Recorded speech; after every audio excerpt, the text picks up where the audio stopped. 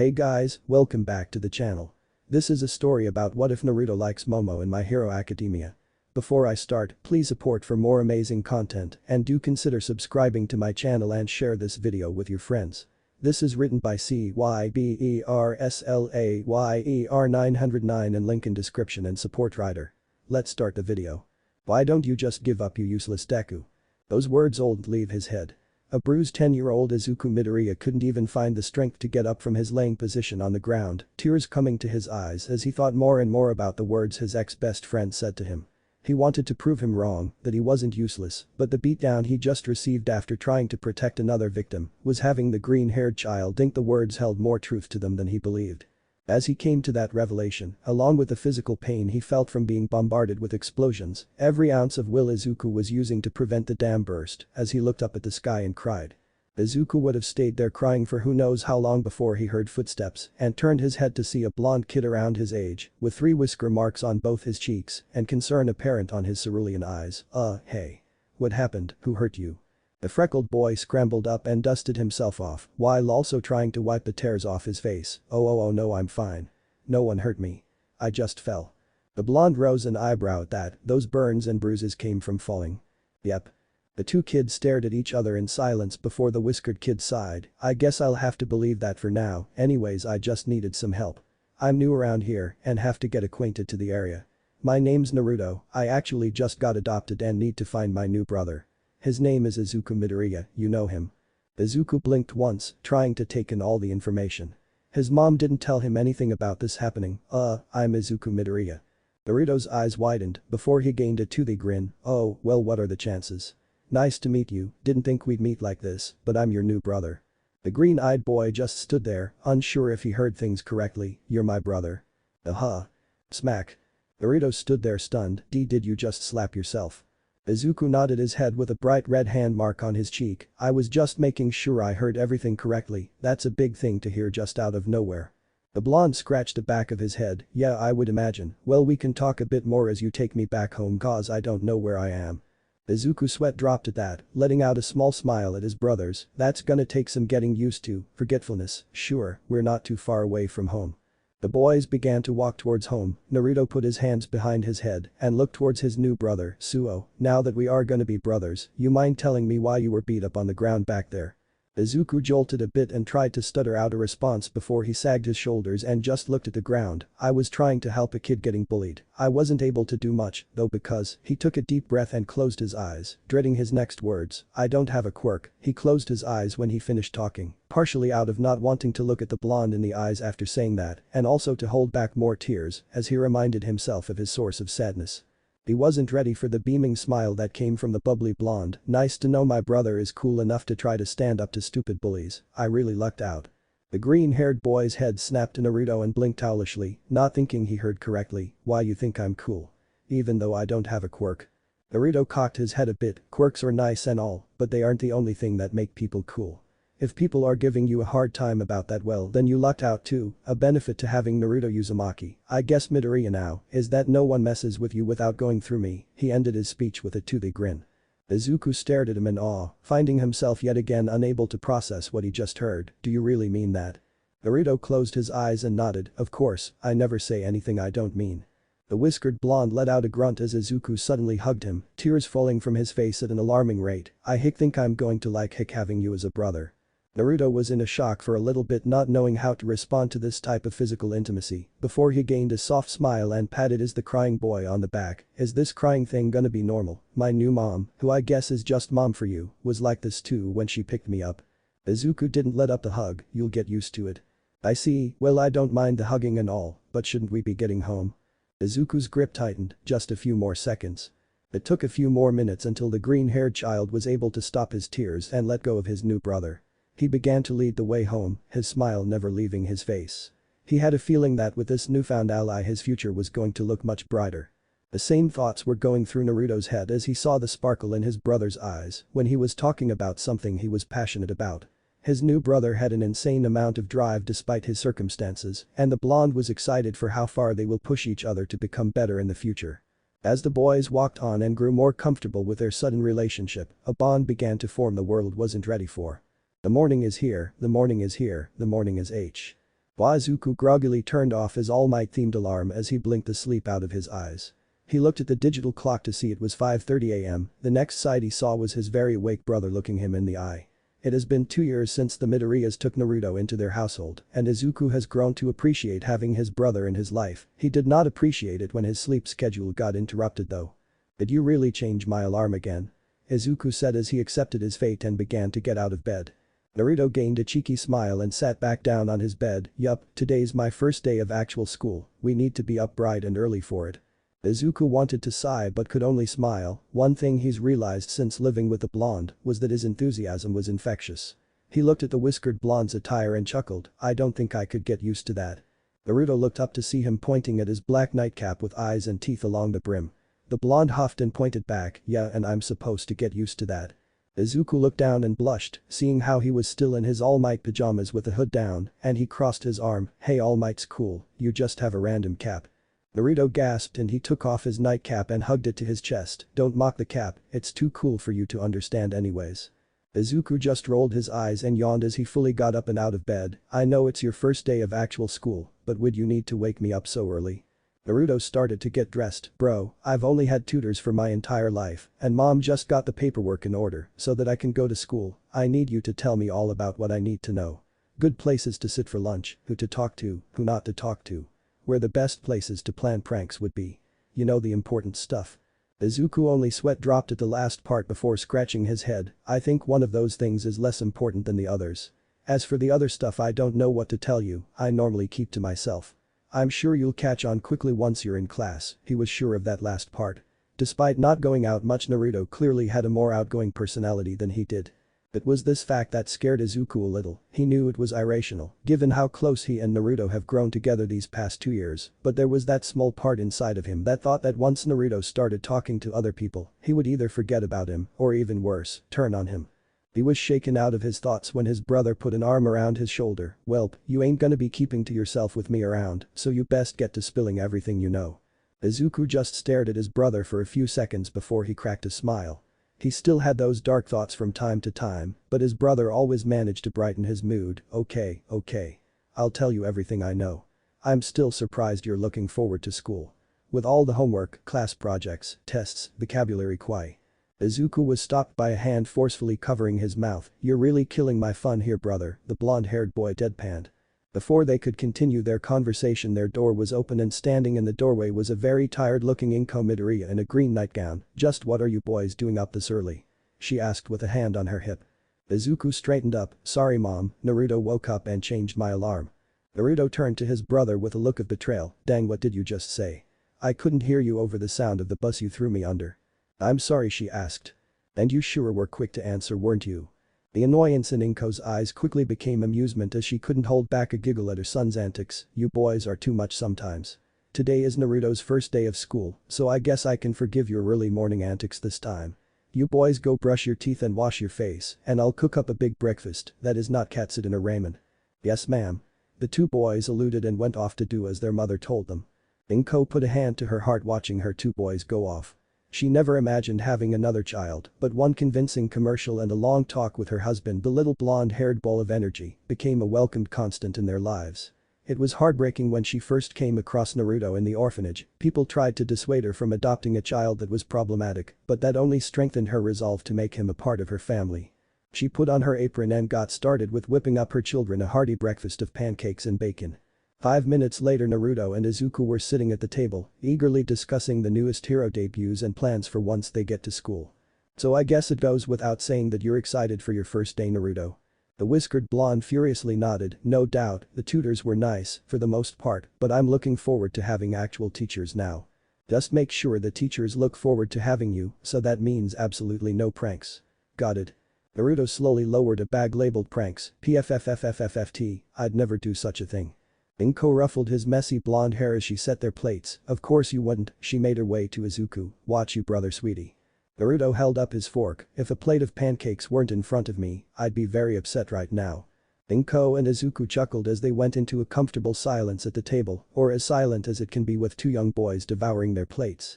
After a while, Inko looked at the clock and began to stand up. "Okay boys, now it's time for you two to get going to school. Have a wonderful day and don't get back home too late." Love you boys, she sent them off with a kiss on top of their heads. Love you too mom.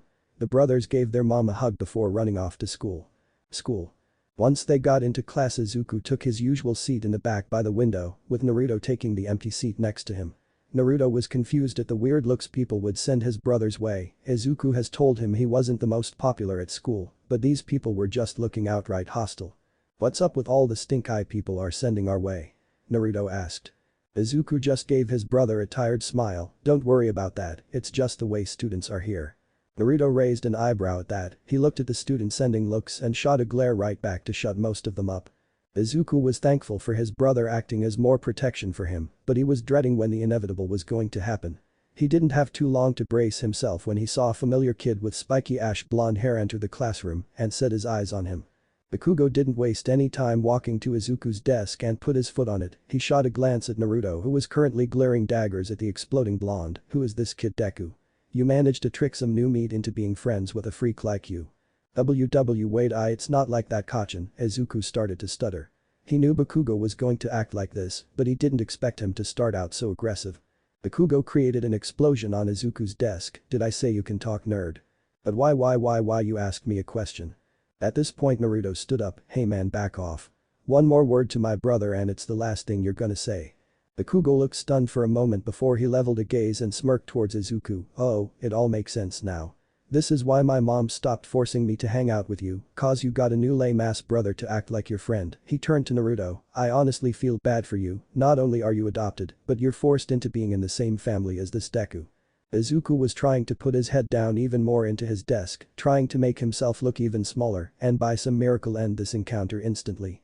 Naruto was fuming, his eyes taking on a red color as Bakugo kept talking. You better take back what you said right now, and I might consider not beating you to a pulp. Bakugo took his foot off Izuku's desk and leaned into Naruto's face, his palms heating up and small crackles can be heard as he was using his quirk. How exactly do you plan on doing that, nerd?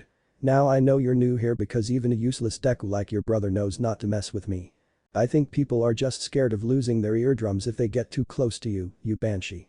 The room was silent as the rest of the class eagerly watched the interaction between the new kid and the uncontested king of Aldera.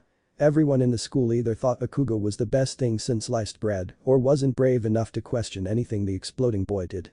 It looked like the blondes were going to have a full-on brawl right then and there before a stretchy arm gave both of them a chop on the head, stopping their antics. Settle down you two. It's too early for me to have to deal with a fight. I'll let you off with a warning right now, but I see you up again, it's detention. Bakugo just huffed and gave a final glare towards Naruto. TCH, you're not even worth the energy. Naruto just sat down and kept his gaze with Bakugo as he sat in his seat.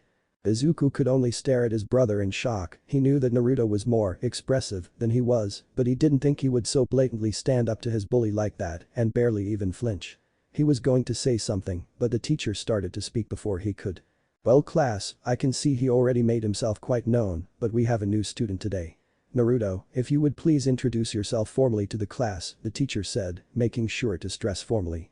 Naruto stood up and turned to face the class. Hello all, my name is Naruto Uzumaki Midoriya and this is my first time in school and may I just say it's been going great. He ended his introduction with a cheeky grin towards Bakugo, whose glare managed to become even deeper than before. He sat back down and the teacher just rubbed his forehead. The first minute of the new student and he's already causing him trouble. He doesn't get paid enough for this. The class went by smoothly enough, Naruto and Bakugo's never-ending glare notwithstanding. It didn't take too long for lunch to come around where the brothers finally had time to themselves. Naruto and Izuku found a place relatively cut off from everyone else. It was peaceful to just eat in peace without any sign of Bakugo or his lackeys in their personal space. Hey Naruto, thank you for standing up for me before. Kachin can get a bit aggressive when he's worked up.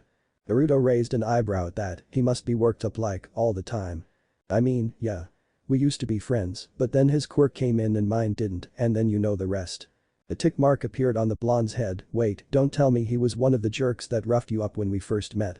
Izuku just flinched, and that was all Naruto needed, and he was back to fuming. What kind of friend would do that to another friend?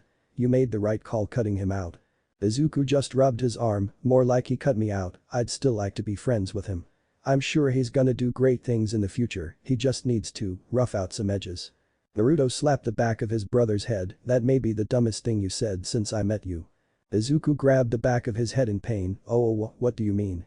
Dude, if someone calls you worthless and then beats you up with their superpowers, that's not really a sign that they're gonna do good things in the future. I suggest distancing yourself away from him as fast as possible, starting with getting rid of that cutesy nickname, he doesn't deserve it. Izuku thought about it, he knew that Bakugo hadn't seen him as a true friend in years, but could he really start doing the same? Naruto saw the thoughtful look in his brother's eyes and sighed, obviously you don't have to make that decision now, but it's something to think about. Not everyone is worth your kindness, you know, there's gotta be a limit of crap you'll deal with. As he said that a light bulb seemed to appear over his head, wait, that's it. If Bakugo thinks you can't defend yourself, we're just gonna have to fix that. I trained like crazy when I was in the orphanage, mostly because I was bored, but it sure did pay off. I know some pretty cool stuff if I do say so myself. Izuku looked at his brother in surprise, wait really? I still don't have a quirk though, how am I supposed to keep up? Quirks were rare at one point in time, you know. It's not like there's no evidence of quirkless people fighting people with quirks out there. If we train hard enough I can promise you that we'll be able to take on anyone that comes our way, quirks be darned.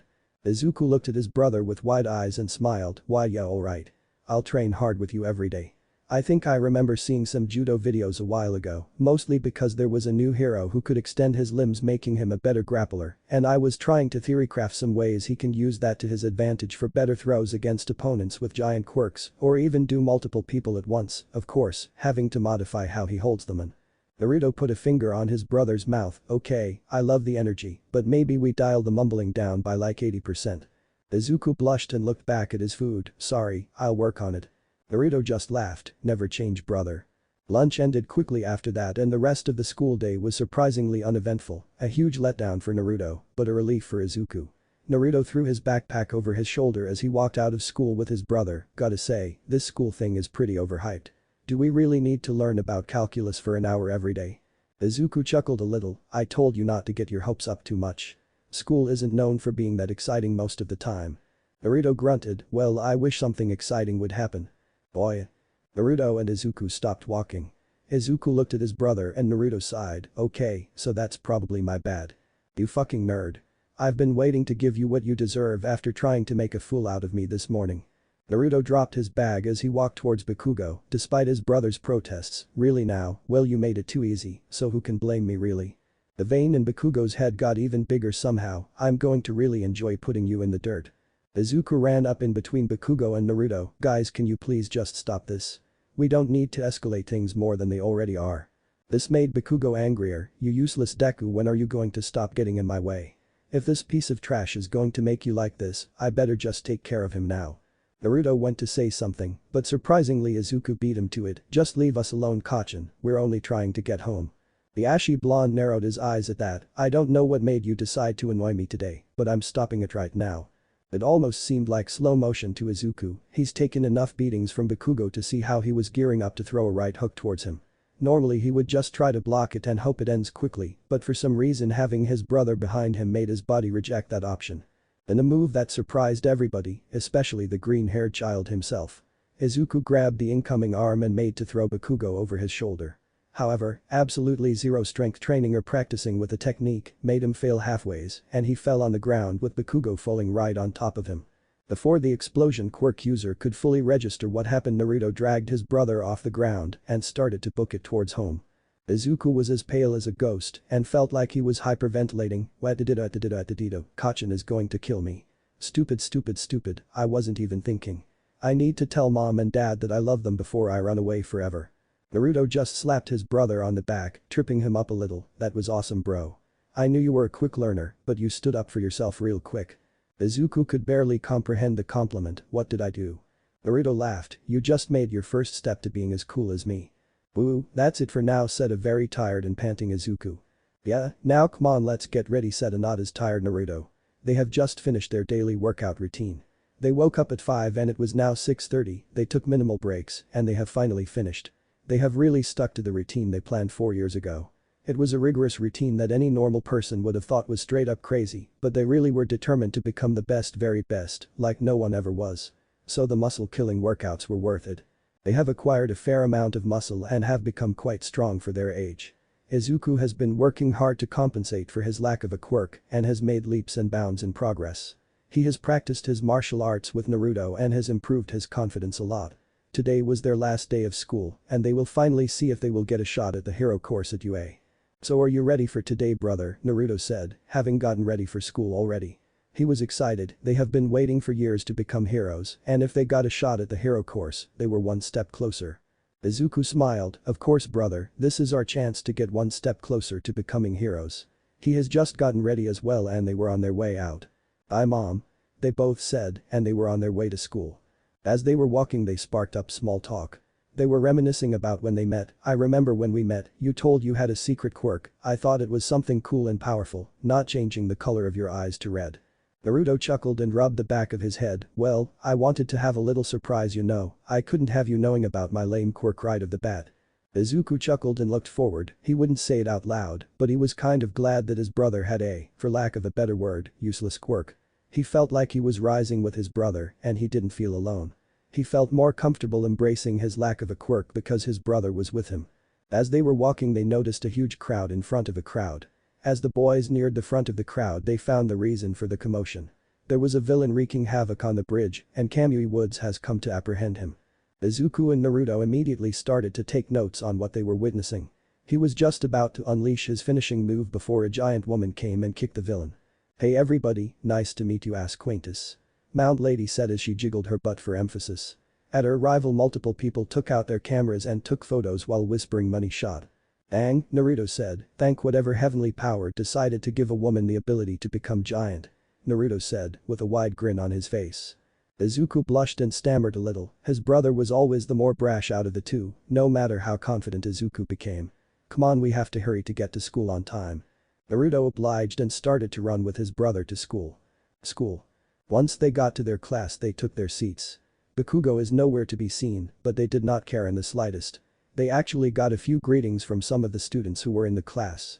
Ever since Izuku and Naruto have began to improve their physical capabilities, they were not seen as helpless from a select few of the students. Of course there was still the vast majority who did not like them due to either Izuku's lack of a quirk or Naruto's useless one. They were laying back in their desk, basking in the glory that is the last day of school. Their peace was disturbed however, when Bakugo showed up. "What the hell are you doing you losers?" Bakugo said to them, venom in his voice. His hatred for the brothers has grown exponentially since they were 10. His frustrations grew when he was told about the uselessness of Naruto's quirk. How dare someone so far below him dare stand up to him? Does he not know his place? After Izuku embarrassed him right outside the school, he has taken every opportunity he could to make their lives hell. What really upset him was that no matter what he did the duo never seemed to take him. Naruto smirked and said, "Hello Blue Bomber, you decided to show up." The whole class snickered at that. Bakugo however was fuming, he remembered that day vividly. Flashback. The 12-year-old Bakugo was opening his locker to get ready for class. Once he got it open there was an explosion of blue powder that took a while to dissipate. When the smoke cloud was gone what was revealed was a very blue and a very pissed Bakugo. As Naruto passed by he smirked and said, "What's up Bakugo, I like that look for you, it's new." Explosions began to appear on Bakugo's hand as he proceeded to explode his locker. "I'ma fucking kill you, you whisker-faced bastard." Naruto feigned innocence and said, "Whatever do you mean Blue Bomber, I had nothing to do with this." He left, smirking the whole way to class. The whole class began to laugh, unable to hold in their laughter after seeing the results of Naruto's prank. Bakugo was seething with rage, he went to the restroom to wash it off, only to find that it won't go away. "Oh, it would seem as though whatever is on you can't be washed off. How unfortunate," Naruto said as he walked in the bathroom. He gave Bakugo his trademark foxy grin and promptly left the room. Bakugo screamed in rage and broke the mirror in front of him. He had to go through school like that the whole day before Naruto told him how to get the blue off at the end of the day. Then flashback. "Call me that again you bastard," Bakugo yelled. He did not like being reminded being pranked by some loser with an even lamer quirk. "Hakken, you better sit down, the teacher is coming," Izuku said. He has grown more confident around Bakugo, thanks to Naruto he has learned to not fear his childhood friend turned bully. This change took a while for Bakugo to get used to, but he still didn't enjoy having two losers think they could stand up to him regularly. "Shut the fuck up Deku, do you really think you can stand up to me? Just you know how to fight a little," Bakugo said, getting prepared to blow up the whole classroom. "Everybody sit down," said a very annoyed teacher. Today was the last day of school and he was not in the mood to deal with this today. Once everyone settled down he began to talk again, "So I'm supposed to give out these tests to see what career you guys want," he said, holding a stack of said test, "but let's be real, you all want to go to the hero course right?" the teacher exclaimed, more out of joy he won't have to grade so many tests today. The students began to cheer at the prospect of becoming heroes. Bakugo only smirked and arrogantly said, don't lump me in with these losers, I am going to the ultimate hero, far beyond anything these losers can dream of. The class's mood switched dramatically, to them all getting mad at being called losers. Oh yeah, Bakugo wanted to go to UA, right, the teacher said nonchalantly. This shut the whole class up immediately. UA was known for how difficult it was to get accepted to attend. They couldn't believe that Bakugo was attempting to try to get in. Yeah, I aced the mock exam, I am going to be the only one in this class who will surpass All Might and become the best hero, Bakugo exclaimed, having jumped on his desk. Boy, I didn't know they were accepting assets into UA, such a prestigious school wouldn't let any old person attend, Naruto said, a smirk plastered front and center on his face. Bakugo was about to yell at Naruto before the teacher said, oh I forgot, didn't Izuku Midoriya and Naruto Uzumaki want to attend UA as well? This made Bakugo stop whatever he was about to do. Naruto still had that shit-eating grin. Izuku was next to him with a tiny smirk on his face as well. Didn't see that coming now, did you, Acid? Naruto said, loving Bakugo's reaction. Also, he said addressing the Reaker now, it's Naruto Uzumaki Midoriya now. How did a couple of quirkless losers like you get the idea you can attend UA? You must be retarded, Bakugo said, clearly pissed. They actually got rid of that rule, people without quirks or useless ones are allowed to attend now, Izuku said, not wishing to escalate things. Bakugo got angry and exploded their desks. Before he could do anything further, Naruto swiftly grabbed his arm and pinned it behind his back. Not expecting the sudden attack, Bakugo was caught off guard long enough for Naruto to pin him to the ground and put him in a chokehold.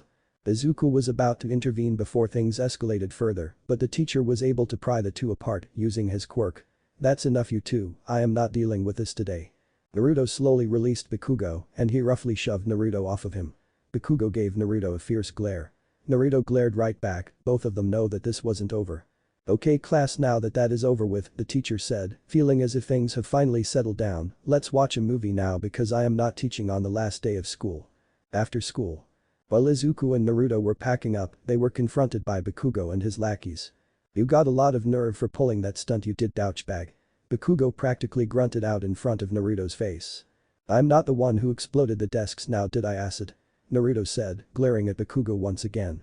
Do you want to take this outside, loser? Bakugo said, inching closer to Naruto. Naruto, come on, it's not worth it, Izuku said, not wanting things to get out of hand. No, I think it's time that someone put this douche in his place. Naruto turned to his brother and smiled, go home and tell mom that I will be there soon, this won't be long.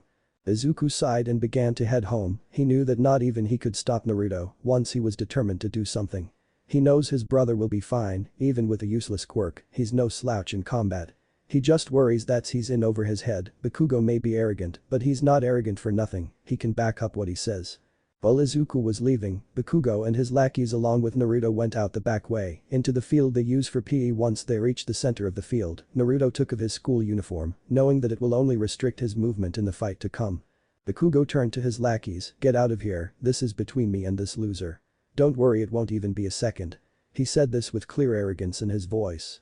His lackeys left, confident that Bakugo can take that scrub with no problem. Ah, Bakugo, don't sell yourself so short, I'm sure you will last longer. That Naruto's smirk never left his face. Don't talk down to me, dipshit, you don't have the right to, Bakugo screamed, hating the fact that Naruto was so calm. Are you going to keep screaming or are we going to fight? Naruto now steeled his gaze and got into his stance, he had one arm behind his back, with an upward facing palm facing Bakugo. This was one of the fighting styles that Izuku and he learned. Bakugo let out a battle cry and exploded his way towards Naruto. He was inches away from him and was about to send another explosion right at his face. However, Naruto managed to dodge by pivoting to his side and grabbed Bakugo's outstretched arm. He was about to pin him the same way he did before, but Bakugo was prepared this time. He set off a massive explosion on the hand Naruto was holding, causing him to release it. Naruto examined his hand and frowned, he had small burns, and his hand was smoking. He quickly flexed his wrist and his fingers and thankfully nothing was broken. Ha, I'm not going to fall for the same thing twice, loser. You can't fold back on the element of surprise now, Bakugo said, smirking at the damage he caused to his fellow blonde. Naruto ignored this comment and ran at Bakugo. Bakugo smirked at his pathetic attack and was ready to set off another explosion. He didn't expect, however, for Naruto to immediately duck the last second and tackle his legs. Capitalizing on this, Naruto straddled Bakugo and proceeded to punch his face as hard as he could. Once he composed himself, Bakugo pointed both his palms at Naruto and let out a huge explosion. Naruto was flung back several feet before landing on his back. Naruto found it hard to breathe as he tried to get back up. He didn't see Bakugo coming with a strong right hook to punch him right in the face. He was knocked down again and Bakugo didn't let up. When Bakugo spent too much time trying to wind up one punch, Naruto capitalized on it and headbutted Bakugo. Bakugo staggered backwards and Naruto was able to get up and compose themselves. Once they both got their bearings, they circled each other, eyeing the other for any weakness. Then, on an imaginary signal, the two boys charged at each other once again. Bakugo took the initiative and led with another right hook. Naruto saw this and dodged by ducking under it, hoping to catch him off guard by going low again. Bakugo was prepared for this however, and set off an explosion right in Naruto's face with his left hand. Naruto was knocked back once again. Bakugo attempted to capitalize by jumping and slamming down, being propelled by the explosions from his palms. Naruto was able to react however and rolled out of the way in time.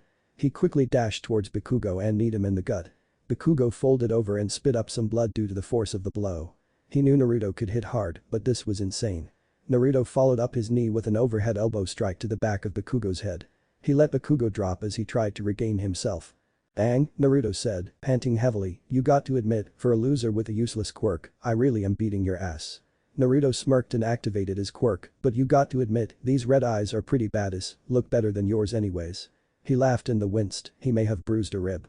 Bakugo was seething, how dare this loser think he can talk down to him like this, he was a nobody. Bakugo couldn't believe that he was actually putting up a fight and he couldn't believe how much he hurts right now. Bakugo gave out another cry of rage and rushed at Naruto yet again. Naruto attempted to dodge, but the pain slowed his movements. Bakugo blasted him with full force and Naruto found himself lodged into a wall. Bakugo didn't let up and continued to punch the whiskered boy. "You think you are better than me, you are nothing and you will always be nothing," Bakugo said, never letting up his attack. Naruto took the punishment and waited for an opening. Once he saw it, he grabbed a hold of Bakugo's arm and used his surprise to knee him in the gut once more. Bakugo was on the ground and Naruto slowly walked up to him. He looked like he was about to start punching the hell out of Bakugo again, but he collapsed onto one knee and started to pant heavily. He didn't realize how much abuse he has taken and he is just now feeling the effects. "Listen here, you piece of shit," Naruto said to the still prone Bakugo, "I am going to be the best and you aren't going to stop me." Naruto activated his quirk once again, trying to intimidate the explosive boy if only a little. Bakugo wobbly got up and proceeded to leave. "You won't amount to shit, loser, you still don't have a quirk that can help you be a hero. Don't let today fool you, I could have beat your ass from the beginning, I just can't have a murder on my hands before I start to attend you." Bakugo turned away and gave Naruto one last glare, "There's no use in beating up a pathetic shitbag who can barely stand anymore, I'm going." Naruto waited for Bakugo to leave before checking his surroundings. Once he was sure no one was there, his turned red again, only this time there was a strange presence in the air. Naruto's wound slowly started to heal. He made sure to deactivate it before they all healed, he couldn't make it look like he got away unscathed. He grabbed his stuff and headed home, he was done with today and needed a nap. On his way home he heard something in the air and saw something flying at high speeds in the sky. He looked closely and thought he saw Izuku. Nah, he shook his head and continued on his way home, there's no way his brother would be able to suddenly just fly at high speeds out of nowhere, must have been his imagination. He had no idea of the way his brother's life was going to change. Izuku stood on the roof All Might took him to, looking utterly defeated. He had just been saved by some weird slime monster by his favorite hero and wanted to learn how he could be a hero. He thought that All Might would encourage him, not just say that he had no chance without a quirk. He looked as All Might in his true form as he left the roof. He gritted his teeth and shouted, "I'm going to prove you wrong, All Might, I can be a hero, with or without a quirk." Izuku would have broken down and cried right there, but Naruto has taught him that only he can control his fate. So what if he didn't have a quirk, so what if people told him he couldn't do it, he will prove them all wrong, with his brother with him every step of the way. He took a few minutes to collect himself, he had to process everything that has happened. He was attacked by a weird slime monster, he was saved by his favorite hero in the world, he saw said hero's true form because of how injured he was from his most famous fight, then his hero told him he should stop trying to become hero since he's quirkless, and then he yelled at his hero. Izuku's eyes widened, holy crap, I yelled at my favorite hero. He couldn't believe that he did that. He never would have dreamed of doing that in a million years, he had to relax a bit. Once he was calmed down he started to go home.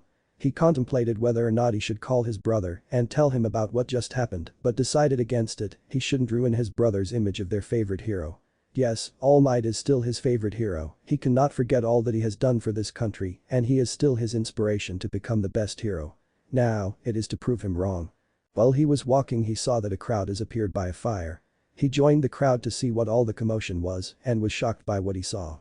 Bakugo was captured by the same slime monster he was, and his explosions were causing the huge fire multiple heroes were trying to help contain.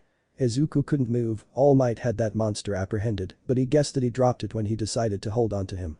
He couldn't believe that this massive destruction was partly his fault. He didn't realize it until he was halfway to Bakugo, but he was running towards the destruction. He faintly heard the heroes telling him to leave, but he didn't listen. He looked around and remembered what Naruto told him when they were training. Remember Izuku, you have to find your enemy's weakness, look at your surroundings, and execute the best plan of action. Izuku looked at the monster and noticed that the only vulnerable spot was his eyes. He threw his bag at the monster and grinned when it staggered, he wanted to capitalize and looked around. He saw a metal pole on the ground and picked it up. He ignored the searing pain from how much the metal has heated up due to the fire and continued his charge. The monster's eyes widened when he saw Izuku thrusting the pole at his eye. Izuku stabbed with all his might and knew he hit his mark when the monster screamed in agony. He saw Bakugo and grabbed a hold of him, then proceeded to pull with all his might. Bakugo was shocked that Izuku was attempting to save him. What does a quirkless loser like him think he can do? What cough are you doing, loser? Bakugo said, poorly. Izuku was grunting and said, I don't know, my body just moved on my own. The slime monster finally recovered and was cursing, that's it brat. I'ma end what I should have finished, and no one here can save you. He prepared a strike that Izuku braced for. He waited and waited before he realized that the strike never came. He looked up and his eyes widened, All Might was there, having taken the blow for Izuku. You know kid, that was really dumb of you, he said, pulling back his arm, but I did tell you what it takes to be a hero, and now I have to practice what I preach. The monster got prepared to unleash another strike on All Might, so do not worry, I am here. He started to unleash his punch, Detroit Smash. The punch made wind so fierce that people had to hold onto lampposts and anything secured to the ground so that they weren't blown away. Mount Lady even covered a majority of the crowd. A giant tornado rose so high you could see it for miles. Once the wind was gone the monster was only bits and pieces scattered around the area. All Might was breathing heavily, he really overexerted himself today.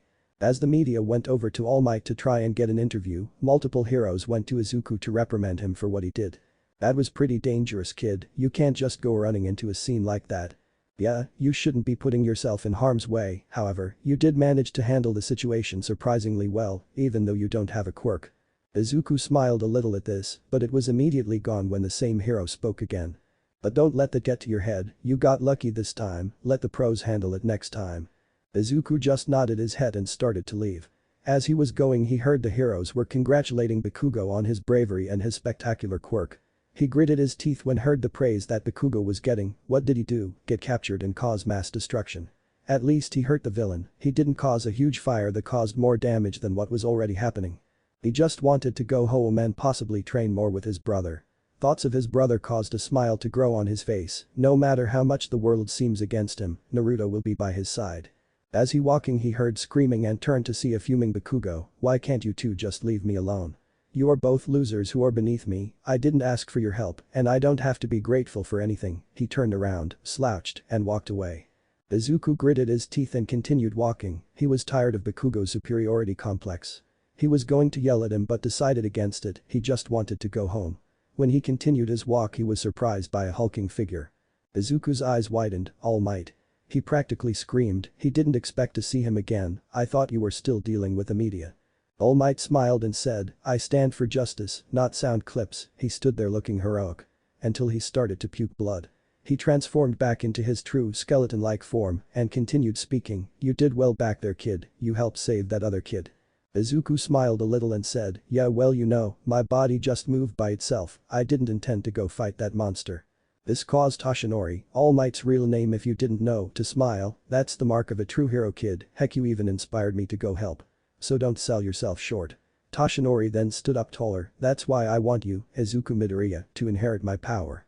Izuku's mind froze, inherit his power, you can't transfer quirks like that, can you? He started to mutter to himself what this could possibly mean if All Might could actually transfer his power onto him. Toshinori looked concerned for the kid and decided to explain a bit more, well you see kid, you know how my quirk is often debated about a lot and how I always dodge the question on interviews by making jokes about it. Well that's because I need to look like a champion for the people. Izuku nodded, kind of understanding what All Might was saying. You see, my quirk is actually called One for All. It passes down from generation to generation, becoming stronger as the chain continues. I wish to extend that chain by passing it on to you, Izuku. You have the heart of a true hero. Izuku was dumbfounded, he couldn't believe what he was hearing. He could feel the tears falling from his eyes. He was told that he would never become a hero, but now his role model, the one he always strived to be, changed his mind and was telling him that he has the heart of a hero. This was the best moment of his life. Well, that and getting Naruto as a brother. That stopped his train of thought immediately. Naruto. He has been training with him for years so that they could rise together. They developed a connection due to how everyone viewed them as useless and weak. Naruto always told him that they don't need a quirk to become heroes, but here he was getting the offer of a lifetime. Normally he would jump at this immediately, but now, he wasn't so sure. Yoshinori saw Izuku's conflicted gaze and said, I know it's a lot to take in right now, I will give you time to contemplate this, meet me at the beach tomorrow at 5 in the morning for your answer. If you say yes, we begin your training immediately. If you refuse, I will understand and find someone else for the job. Once he said this, he turned and left, leaving Izuku alone. Izuku just stood there for what seemed like hours. He didn't know what to do. He had to discuss this with his brother. He tells him everything and they help each other with every difficult choice.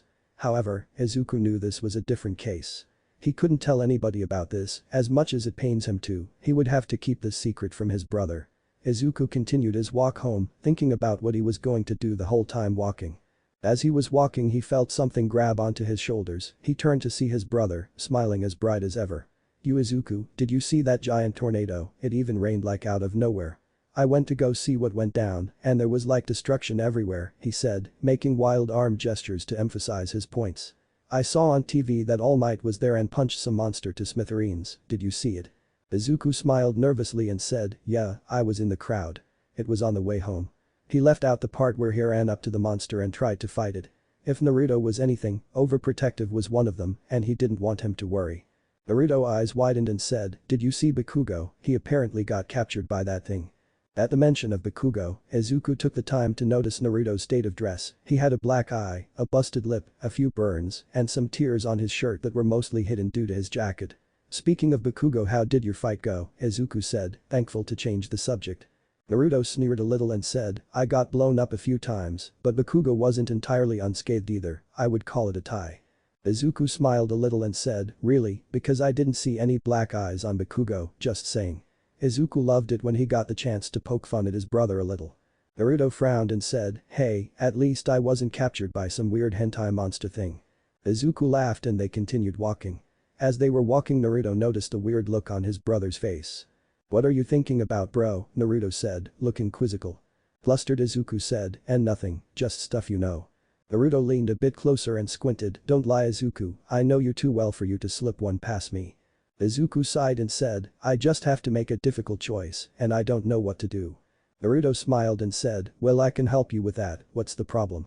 Izuku was panicking, he had to think of a lie and quick, well, you see, I was offered these special pair of weights to use for training, right, and they only had one pair, so I wouldn't be able to get you one as well, Izuku said, trying to seem as believable as possible. Naruto seemed confused and said, couldn't we just take turns using the weights? Izuku thought quickly and said, well, you see, the guy said that only I would be allowed to use them, and if he saw that I allowed someone else to use them, he would take them away. Izuku hoped Naruto bought it. Naruto seemed to and said, so you don't know if you should take the weights because it would give you an unfair advantage against me. Izuku smiled and nodded, he hoped Naruto could give him insight on what to do. Naruto smiled and looked at Izuku, bro, don't let me hamper your progress, I can find ways to get strong, I don't want to be the reason your ability to become a hero is hampered. Izuku smiled a little then frowned, but wouldn't you be mad that I'm getting an improvement and you aren't? Naruto shook his head and smiled, I could never be mad at you, I just want what's best for you, I love you, bro, and nothing will ever change that. Izuku smiled and let the tears flow from his eyes. Thank you, brother, I love you too. Naruto smiled and rubbed the back of his head, he don't go crying on me now, they're just weights, you know. Izuku laughed and hugged his brother with all his might. Naruto hugged him back, confused why he was showing so much emotion. When they continued their walk, Izuku had a big smile on his face, he knew what he was going to do now. No matter what happens, his brother will always be on his side, supporting whatever he does. When they returned home, their mom fussed over Naruto's injuries. He lied about how he just fell down the stairs at school and how the burns are because a kid got reckless with his fire quirk. Inko was happy with how hurt Naruto got, but saw that he was okay and calmed down. After they ate dinner, the boys went to their room to exchange notes. They've been doing this for 4 years and always had fun seeing what the other had written down. "So Izuku, when will you be getting those new weights?" Naruto asked, curious to know when those fancy new weights will get here. Izuku seemed to panic and said, "Oh, bad news, I texted the guy and he said that he already gave the weights away, sucks for me I supposed. Hahaha." Naruto narrowed his eyes a bit, his brother was hiding something from him. He decided to not bring it up for now. "Oh, sorry about that, bro, I'm sure you can get strong without them." The brief look of confliction didn't go unnoticed by Naruto, but he decided to ignore it. If it was important, Izuku would tell him. "Yeah, I'm sure I will," Izuku said. "Anyways, can we train a bit later tomorrow? I have to do this thing in the morning." Naruto looked confused. "Oh, can I come?" Izuku and he usually did everything together, so it was strange he was just now being told about this. "No, sorry, it's something to help me against you in our spars." "Yeah," Izuku said, feeling very nervous. Naruto's confusion turned into a grin. "Oh, why didn't you just say that at the beginning, of course.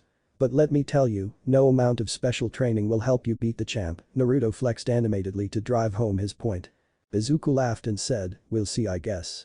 The two brothers spent the rest of the night goofing off in their rooms and getting mentally prepared for the entrance exams. They had a couple of months to train and they were going to kick it into overdrive. When it was time to go to bed, Izuku found it hard to sleep. He knew his brother wouldn't hate him for accepting the quirk. He just felt guilty for not being able to tell him. All Might said he had the heart of a hero, but Naruto was always the braver of the two of them.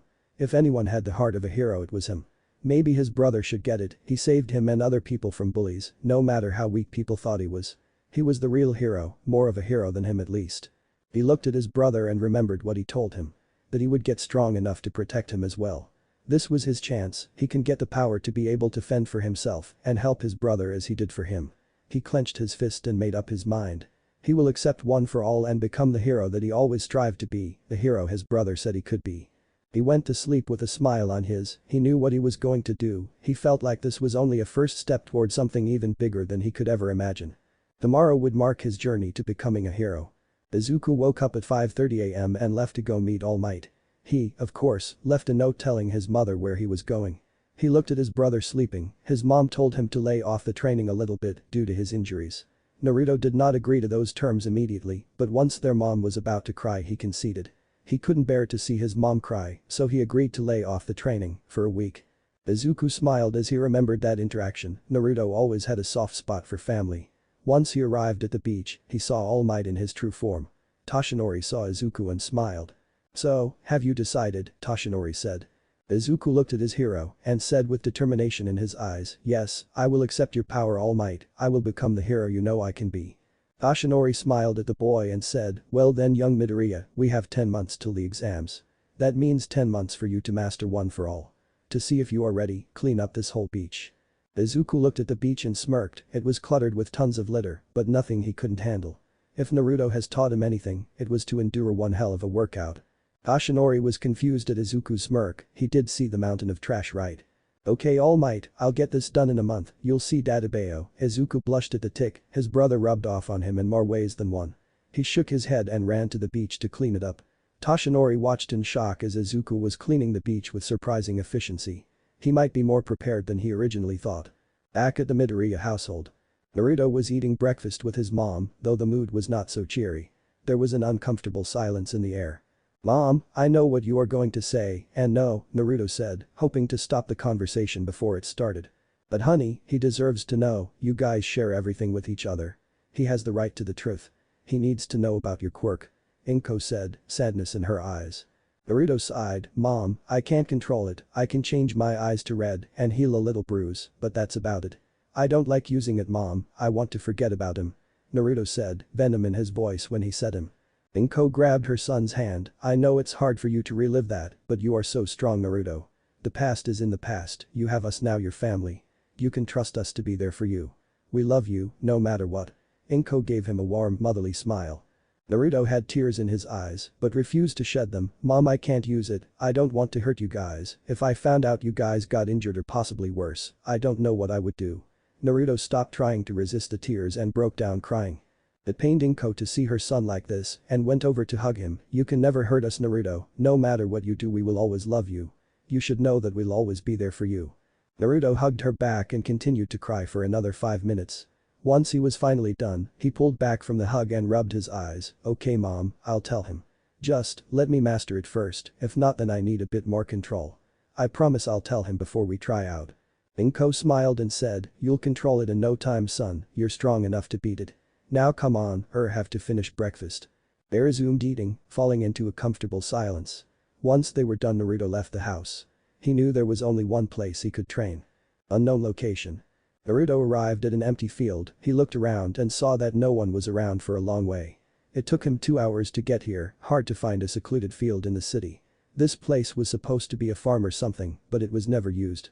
Naruto went to the middle of the field and sat down.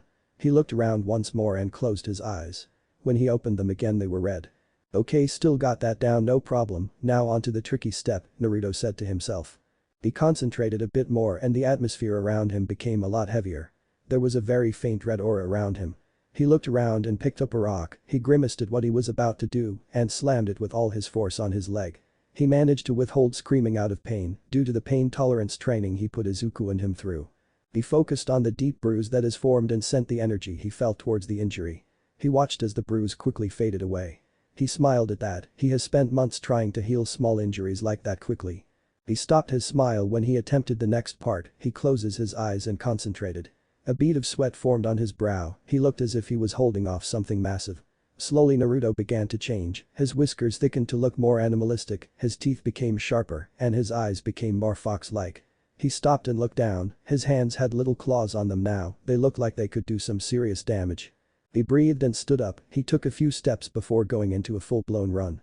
To an outsider, it looked like a blur of blonde and orange as the young boy tried to test his new strength. Naruto felt powerful, he has tried to achieve this state of his quirk, he felt like he fi. His train of thought stopped when he lost his balance and tripped over his own foot, causing him to fall down and skid for quite a long time. Naruto slowly got up and dusted himself off.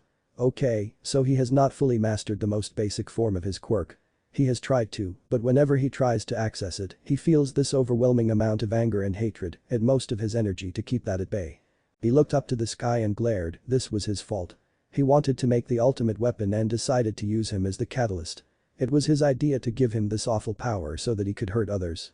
It was his fault Naruto only felt anger and hate when he tried to access that power. Naruto looked down at his hands once again, the claws were now gone, and they looked normal again. He sighed and decided to work on another quirk.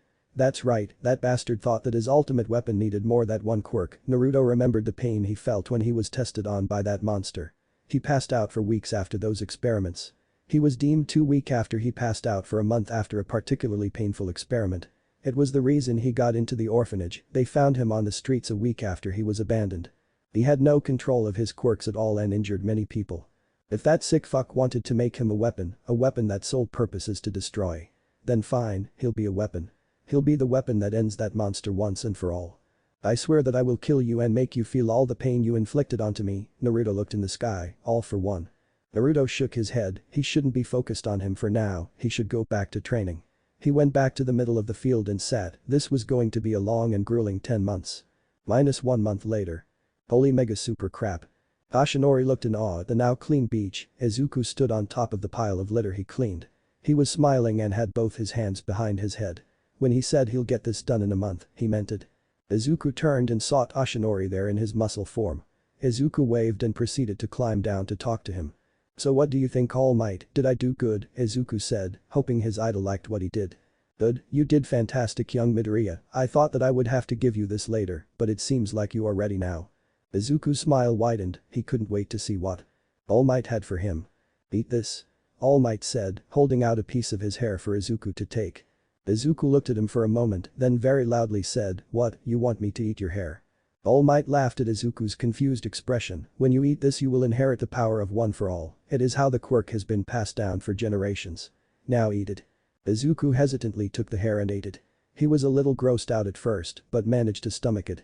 He waited for the overwhelming surge of power, but he felt nothing. All Might, are you sure you did this right? Because I feel nothing. Izuku said, confused as to why he felt no different. Well young Midoriya, you have to feel the power of one for all within you, then you can let it out. All Might said, explaining the quirk in the quickest way possible.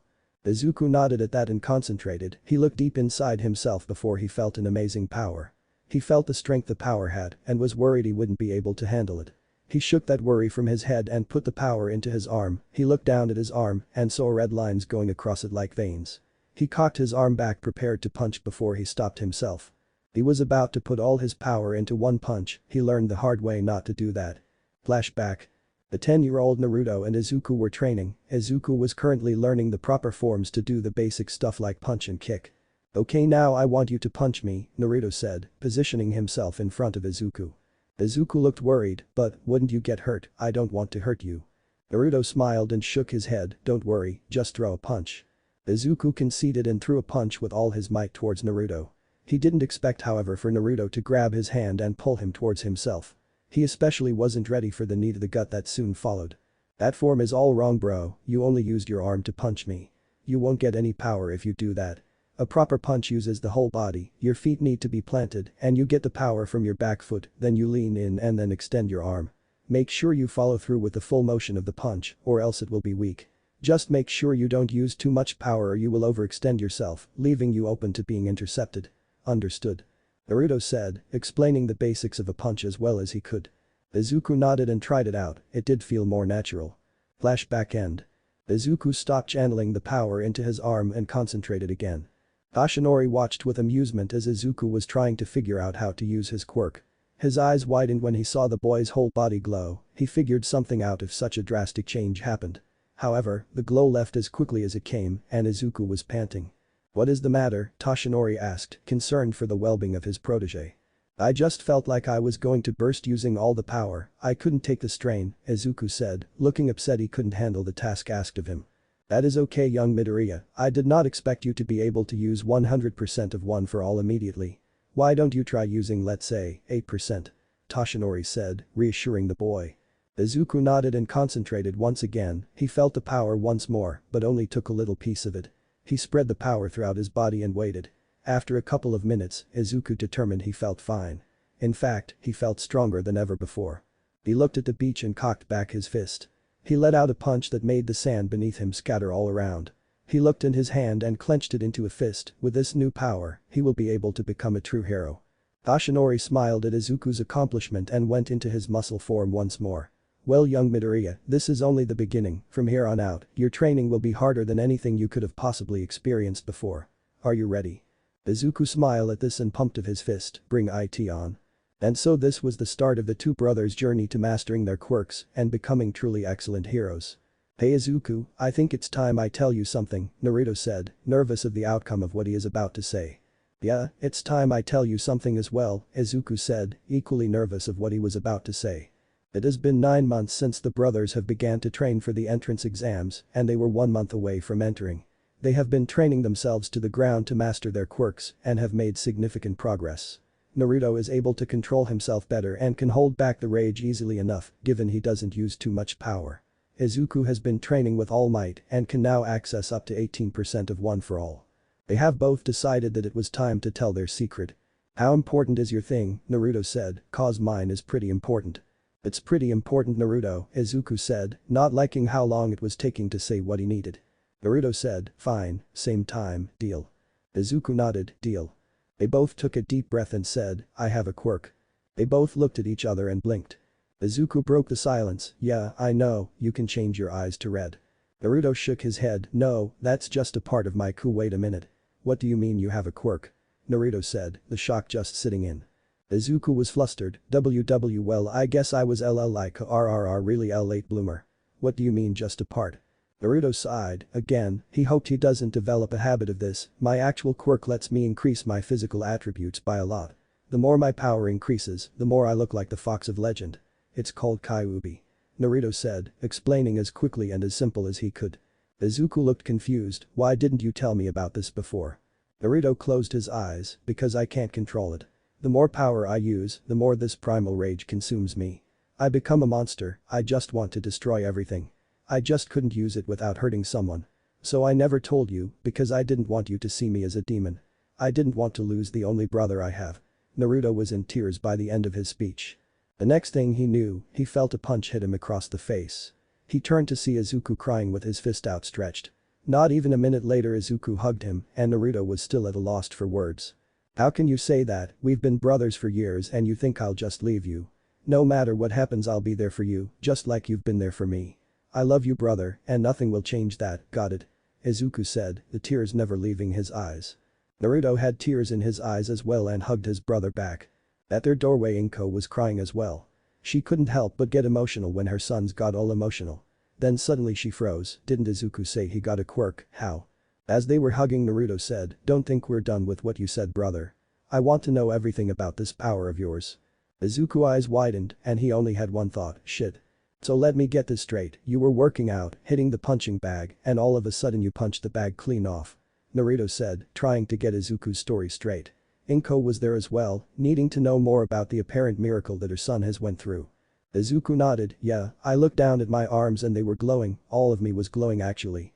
That's when I realized that my quirk has awakened and I decided to train with it before I told you guys.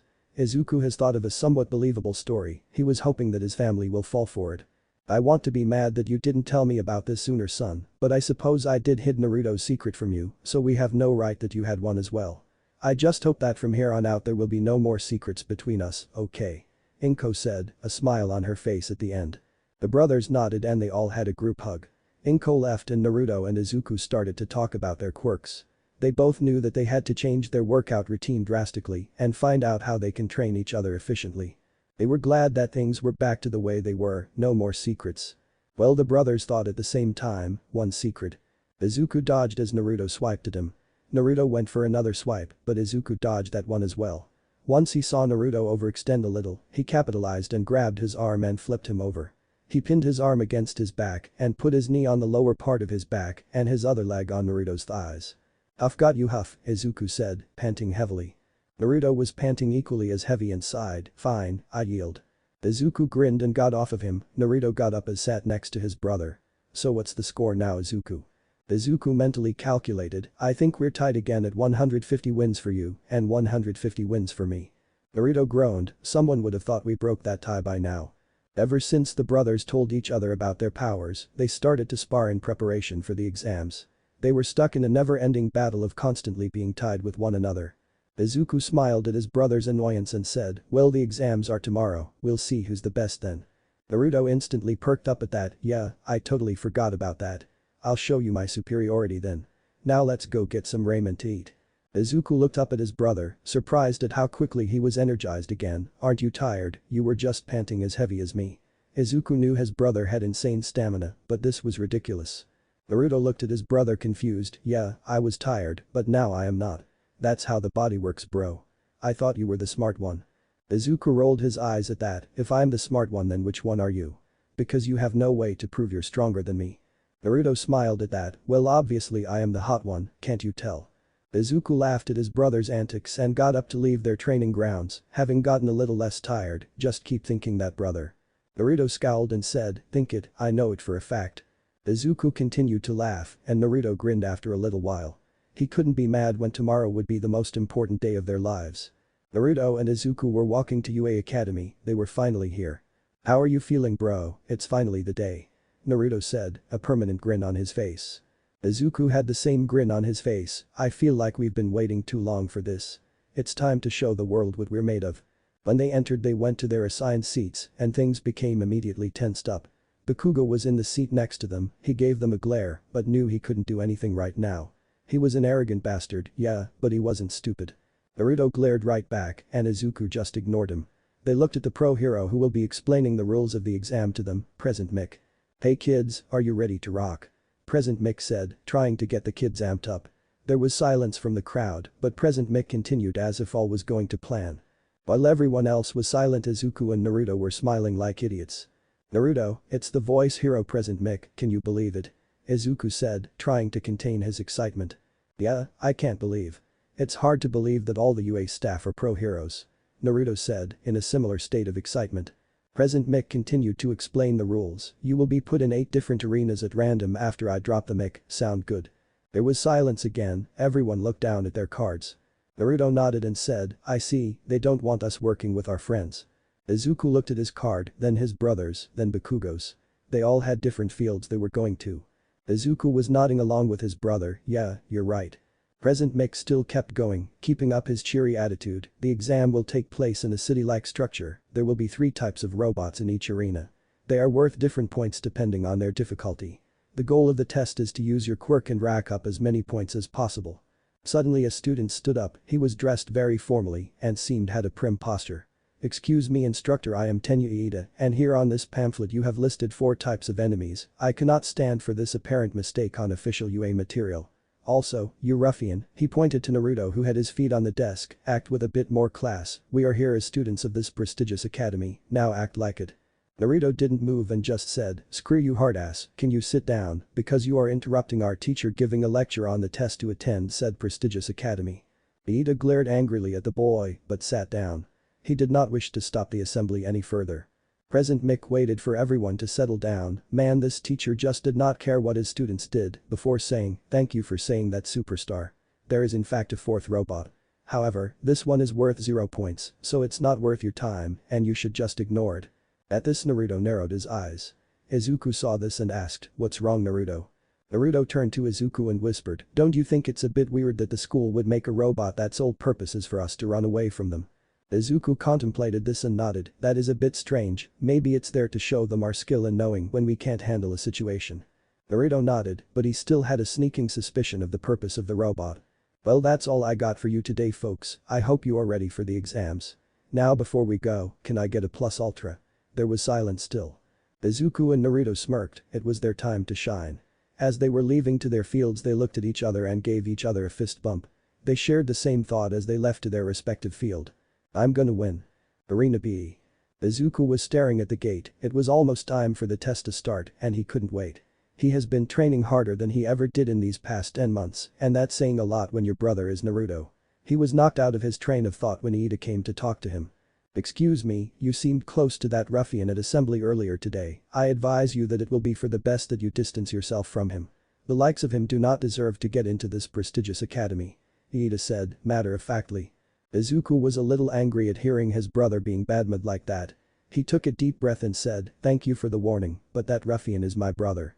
He is a little crass, yes, but if anyone deserves to be here, it's him.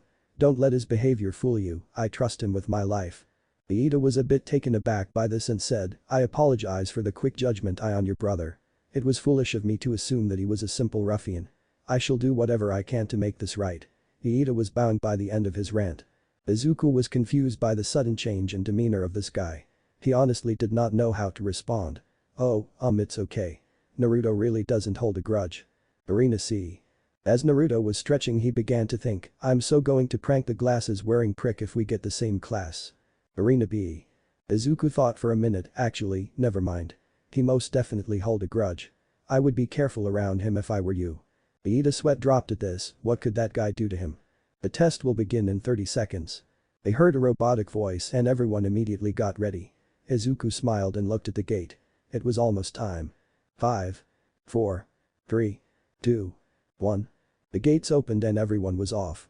Izuku saw everyone going to the center of the city and decided to go towards the outskirts of the mock town. He will have more of a chance to shine this way. He saw 2 robots in front of him. One 2.1 and one 1.1. He activated one for all and ran to the 2-point robot. He grabbed the tail of it and swung it around for a bit before releasing it at the 1-point bot. He grinned in satisfaction as he saw them get destroyed. 3 points secured, he ran off to get some more. Arena C. Naruto was on all fours with a red cloak around himself, the cloak split out into 2 tails behind him. He has just spotted a group of bots and was ready to pounce. He jumped onto the nearest one, a 3-pointer, and tore it apart with ease. Cutting through it like butter with his claws, he quickly moved to a 1-point robot and picked it up and threw it at another 1-point bot. He grinned at the explosion that was caused, at this rate he will beat his brother for sure. Near end of exam. Izuku was smiling, he had procured around 60 points, he was making quick work of these robots. They went down in about 2 or 3 hits. He was running looking for more when he heard a building collapse. He turned around and saw the 0-point robot. It was massive, causing destruction where it walked. Izuku was about to run away, knowing he couldn't take on that massive thing at his current level. He was stopped mid-step however, when he saw a girl trapped under some debris. He immediately started to run towards the robot and looked for ways to access its face. He saw some debris still falling and got prepared to do some parkour. He jumped up and landed on the piece of debris closest to the ground. He scanned the air for another piece and saw one. He jumped again, noting how the debris beneath him rocketed towards the ground. Welp, there's go my way down. He ignored that and kept jumping up. He realized that he will not be able to defeat this thing with only 18% strength. He started to charge up 100% power into his arm, he gritted his teeth when he felt the pain in his bones, but ignored it. Once he got to the face of the robot, he jumped forward with all his might and punched the robot. He felt the bones in his arm break and started to fall down at an alarming rate. He was starting to worry about how much it will hurt to fall at this height, how high did he go, why was he still falling? Once he was close to the ground he felt a slap on his cheek and he started to levitate. He looked and saw the girl he just saved struggling with something. Once she barfed up rainbows, he fell the rest of the short way down with no serious injury. Besides his broken arm. He just laid there and tried to catch his breath. He looked at how bruised his arm was, he still had a long way before he could use 100%. He got up when he heard the siren blare. He was happy with how he did on the test, he knew that all that training would pay off, and now he proved that. Naruto was grinning like a madman as he ran around the town. He felt as though the test was almost up and wanted more points. He hasn't been keeping track, but he felt as though he got 60 points. He wondered how much money all these robots cost to make as he saw huge piles of debris everywhere. He stopped mid-run when he saw the 0-point robot in front of him. It was towering over the building, and Naruto was in awe at the size of it. So you're the guy that we're supposed to run away from, Naruto grinned going on all fours again, preparing to jump, seems like a good challenge. Naruto jumped up onto the giant robot's legs and dug into it. He used this leverage to keep jumping up higher and onto the robot. The robot saw his attempts and attempted to flick him off, however Naruto was prepared for this and jumped onto the arm that attempted to get him off. He climbed up to the shoulder and wrapped his tails around the exposed joints. He gripped it as hard as he could and didn't let up until he heard a satisfying pop. He looked down as the giant arm crashed onto the floor, leaving a giant crater where it landed. Naruto grinned at that and went to the neck of the giant robot. He clawed at what he could, but was disappointed at the progress he was making. He growled and decided to approach this a different way. He gathered as much energy he could in his hand and punched the robot. There was a significant dent and Naruto grinned at that. He wailed on the robot before he brought his hand together and slammed them for one last hit. That was the hit that toppled the robot and he started to go down. Naruto frowned when realized that this fall was going to hurt hard if he didn't do something. He jumped off the robot and landed onto a building that was nearby. Once the robot fell, he felt the building shake and almost tripped over himself. He sat down and wiped the sweat as the brow, he looked at his arms and scowled a bit. They had bruises on them and his knuckles were bleeding. In hindsight, punching a metal robot with his bare fists was not a good idea. He will have to build up a tolerance for that soon enough. He took a deep breath and stood up, he went to the building and started to climb down. Once he got to the ground he looked around and saw a camera. He deactivated his quirk and gave it a toothy grin, giving it a thumbs up, yeah, that's right.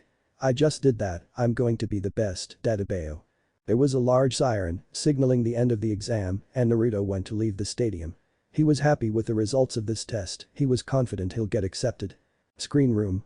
All the pro heroes were there in complete silence at seeing the brothers beat the 0-point robots. The principal Nezu, an unidentifiable animal thing, sipped his tea, I didn't expect two people to beat the 0-point robot. This year is turning out to be interesting already. Aizawa slowly nodded, interesting indeed, that Izuku kid can't seem to fully control the full power of his quirk yet. He has potential. Nezu nodded, yep, and that Naruto boy seems to have a good handle on his quirk, along with some room to grow. Nezu sipped his tea again, he was looking forward to this year. Hey Izuku, how did you do and what happened to your arm, Naruto said. Izuku smiled and said, hey, I got 60 points and I beat the huge 0-point bot, hence the arm. Naruto scowled and cursed a bit.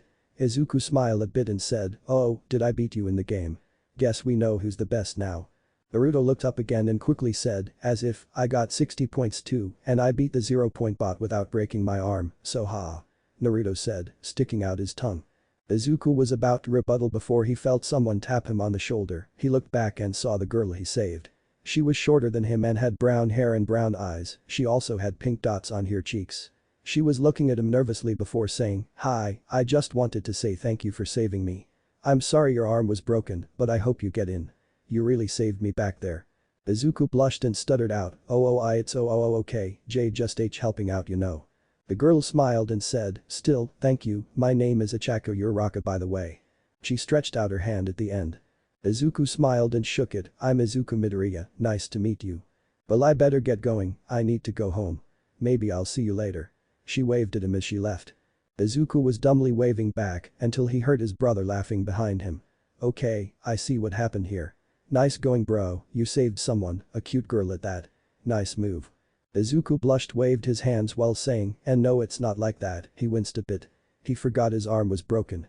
Naruto just continued to smile. Calm down Izuku, you're still too easy to get flustered, let's go to the school nurse and get that arm of yours fixed. Izuku smiled, happy at the change of subject, and walked with his brother to the nurse's station. Naruto said randomly. Izuku looked at his brother confused, what happened? I just realized that we are still tied. When will it end? Izuku laughed at his brother's random outbursts, and they continued on their way. They have finally finished their exams and can only wait now, but he was confident that they passed. The two brothers laughed as they walked, today has marked the first day of their new lives. Naruto and Izuku were grinning like idiots. They have gotten letters from the mail saying whether or not they got into UA. They were ecstatic to find out that not only did they manage to get into class 1A, they were informed that they scored the most points during the exam. Woohoo, I knew we were badasses bro. We're going to be the best heroes ever, Dadabeo. Naruto said, jumping around and waving his paper up and down. Izuku grinned and started to jump as well. Naruto's happiness is infectious, and he couldn't help but celebrate, yeah, we're the best. Inko looked at her sons and smiled, she loved seeing them happy like this. She was happy her boys were able to become the heroes they strive to be. It warmed her heart knowing that they actually had a chance of being heroes, and a good one at that if they really managed to get the top scores out of all the potential heroes. She wanted them to settle down, so she said, okay, settle down. School won't start until April, let's celebrate with Ramen. That stopped the boys right in their tracks. Shortly after his arrival they learned of Naruto's ramen infatuation, and Izuku seemed to have adopted this addiction. It was scary how fast the brothers could finish ramen when working in tandem. Rumor has it, prisoners are shown a video of the brothers at an all-you-can-eat buffet that exclusively serves ramen, and they are forced to watch them as they eat the whole buffet. But you did not hear that from me. Yeah, the brothers said in unison. Inko laughed and put on a coat to go out and find a place to eat. Tonight she's going to celebrate with her boys and enjoy some family time. April. Come on, I don't want to be late Izuku, Naruto said. He was pacing around the room waiting for his brother to get ready. Izuku was furiously getting ready, almost tripping as he was putting on his pants. I'm so sorry that my alarm not going off is so inconvenient for you, it's not my fault. So stop rushing me and let me get ready. Naruto rolled his eyes, enough with the sarcasm and get ready. Izuku finally managed to get his clothes on and grabbed his backpack to leave. Love you mom bye, the boys said as they quickly ran towards the school. Inko laughed at how enthusiastic the boys were, but soon realized that they didn't eat anything. Boys, come get something to eat. She saw a dust cloud come back into view as her sons came back home. They quickly took an apple and said, thank you mom, bye. Inko smiled as she saw the two future heroes run toward school. You'll do great, my heroes, Inko said to herself. She went back inside and sighed, now what to do with her newfound free time. She can probably take up knitting. At UA. Okay Izuku, we get one first impression. We have to make it count, Naruto said, staring at the closed door for their new classroom. I have multiple smoke bombs, wires and other stuff. What do you think? Izuku gave his brother a blank stare. I think that I don't want to be expelled on the first day of school, and he just opened the door. Naruto looked shocked, what the hell bro, now we enter this class like normal people, where's your sense of showmanship? Izuku shook his head and laughed a little at his brother's antics. That stopped however when they saw who was in the class. They walked into Bakugo and Iida who were arguing about something. Isn't that one guy who yelled at me during the exam, Naruto said to his brother, surprised to see him again. Yeah, his name is Iida, and isn't that Kachin, Izuku said back, disappointed at his luck of who was in his classroom. Iida's argument with Bakugo was over when he noticed Izuku and Naruto. Hey you, Iida said to Naruto and began to run over to him, I am Tenyu Iida. Naruto smiled, hello, I am the delinquent at the exam. Iida looked shocked but seemed to concede, I actually wanted to talk to you about that, it was daft of me to judge you so quickly. I shouldn't let one interaction with you let me make a full opinion about your character. I admit that I was wrong and hope you can forgive me. Iida finished his sentence by giving a deep bow. Naruto was actually speechless, he did not know how to react in this scenario. So he just rubbed the back of his head and said, oh, well it's okay dude, I was just messing with you. Water under the bridge you know. Naruto gave him a smile and held out his hand. You forgive so quickly, you truly are deserving of being a hero, better than me, Iida said, clenching his fist and belittling himself. Naruto raised his brow at that and slowly put down his hand. Izuku and he looked back when they heard someone arriving to class. Hey, I recognize that messy hair. You're Izuku Midoriya right, you made into the class. I'm not surprised, you destroyed that robot like it was nothing. The girl now recognized as Ichako said. Izuku was flustered, he didn't expect to see her here either, and he didn't know how to handle all this attention. Naruto wrapped his arm around his brother's shoulders and whispered into his ear, someone seems to have a fan already, she's a cutie too. Good job bro, it was worth the broken arm. This caused Izuku to blush immensely and he sputtered out nonsense in his defense. Naruto grinned and turned around. Only to immediately stop smiling. He locked eyes with Bakugo and remembered their little interaction a little while back. Flashback. Wow, to think that 3 students from my class are going to UA and to think that 2 of the are the Midoriya brothers. I can honestly say that I am proud of you guys. The teacher said, showing some honest emotion for the first time in a while. He was honestly surprised the brother made it into UA, they were known for their lack of quirks that are suited for combat. When they were leaving Bakugo stopped them, how did losers like you get into UA? I'm the only one from this crappy school that was supposed to get into UA, not you 2 losers. You cheated right, how else could you get in? Naruto was going to say something, but Izuku stopped him. He looked defiantly at Bakugo and said, shut up Bakugo, this caused Naruto to widen his eyes, he never called Bakugo Bakugo, it was always Kakin, he meant business, we got into this school fair and square, and we also got the highest scores out of everyone who took the exam. So you're the loser, and also if anyone was to cheat it would you so I don't want to hear it. We're officially heroes in training now, so don't get in our way. Izuku finished with a clenched fist, Naruto grinned at his brother standing up to Bakugo. As they were leaving Bakugo grew more furious and charged at Izuku. However, Izuku saw this coming and turned around to stop Bakugo's charge by putting him against a wall and punching the area right next to his face. The brothers left as a shocked Bakugo looked at the area next to his face. Izuku left a deep crater where he punched, there was a huge crater that had cracks that spread throughout a large radius. He looked at the brothers retreating backs, what have they been holding out on him? Flashback end. Naruto grinned at Bakugo, what's up Blue Bomber, who would have guessed we'd be in the same class huh? Bakugo glared harder and yelled, shut up you loser, how did a nobody like you get in this class? I would appreciate it if you would quiet down please. This is no way to start off the first day of school. The class looked out the door and saw some old guy in a sleeping bag laying down behind Ichako.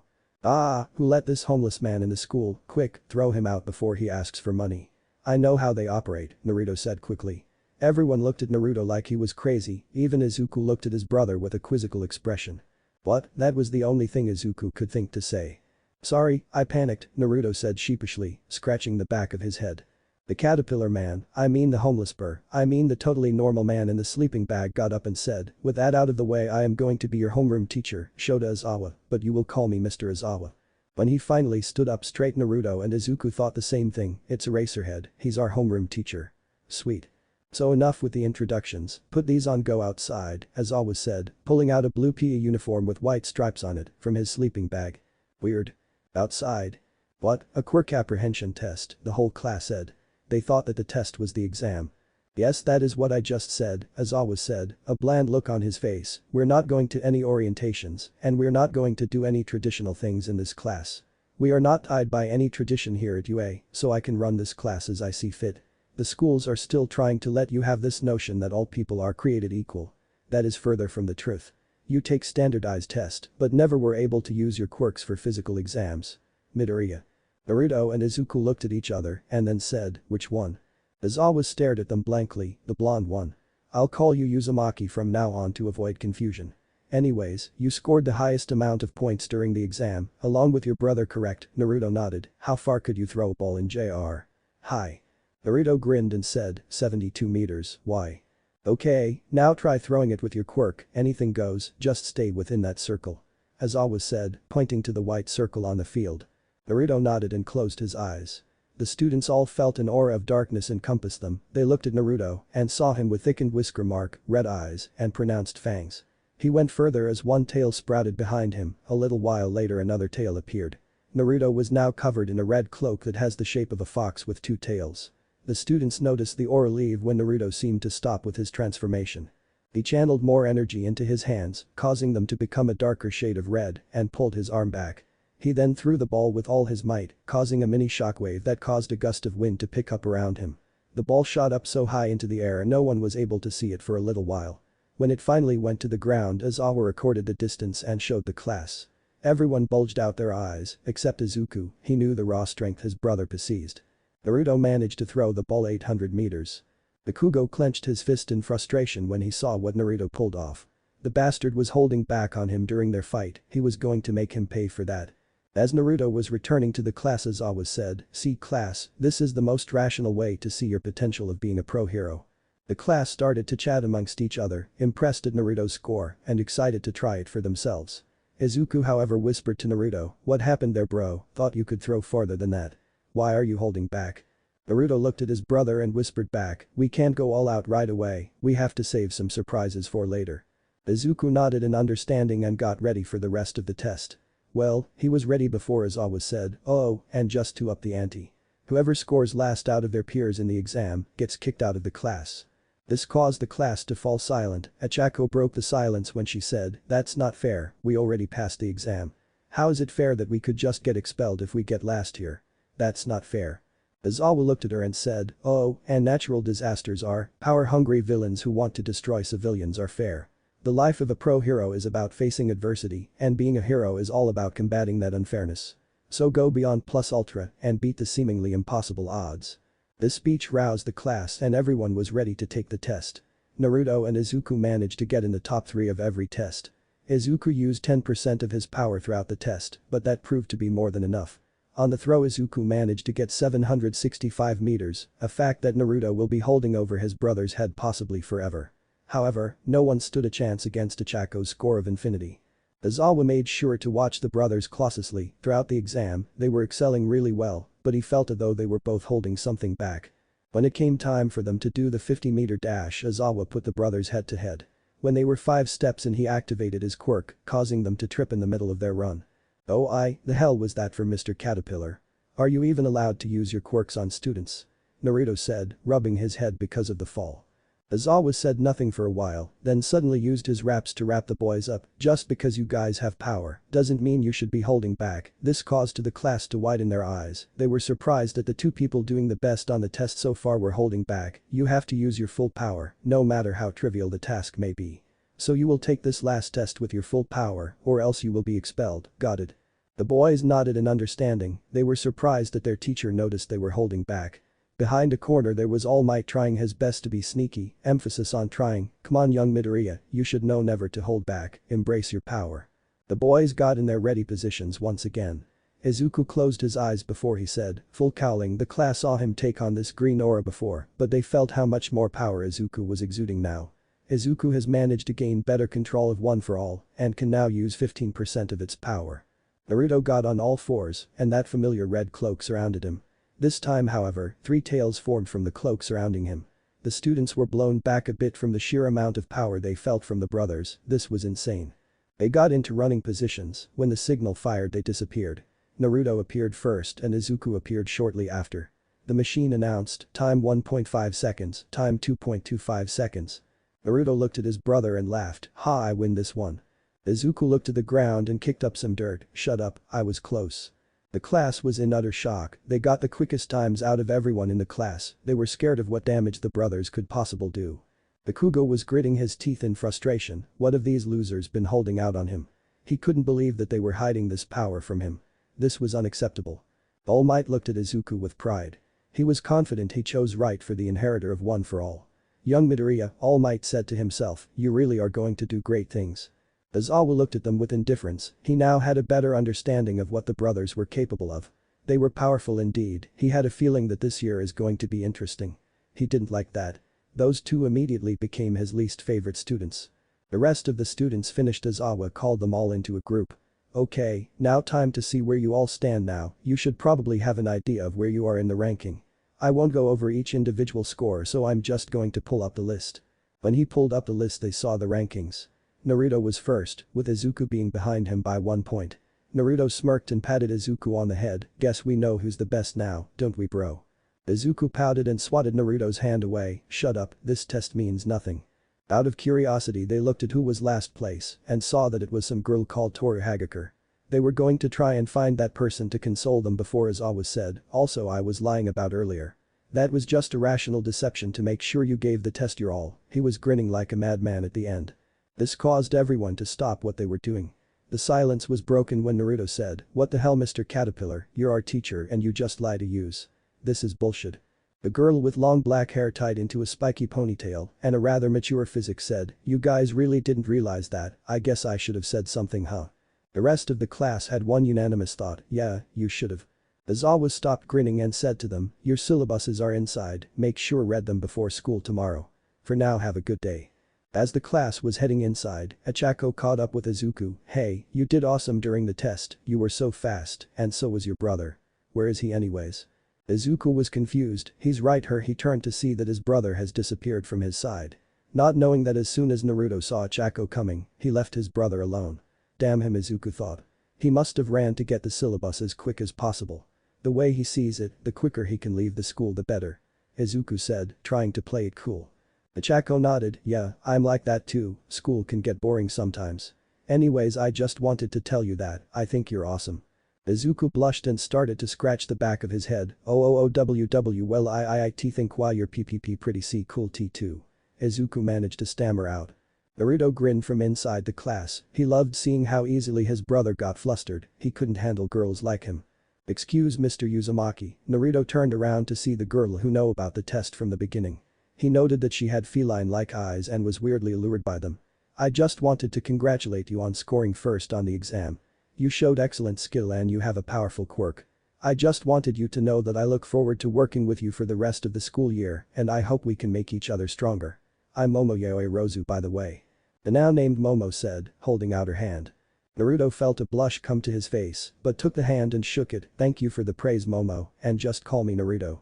I'm looking forward to becoming stronger with you as well." Momo smiled and said, "Well Naruto, I will see you tomorrow then." She left, giving him a smile and a friendly wave. Naruto waved back dumbly and watched as she left. He didn't know what he was feeling right now. He was still staring at the door when his brother came to him. "Thanks for leaving me out there alone, Naruto. I don't know how to handle that type of situation, you know that." Izuku said angrily, waiting for a response, but his brother just kept staring at the door. "Hello, Earth," to Naruto, "there's free ramen."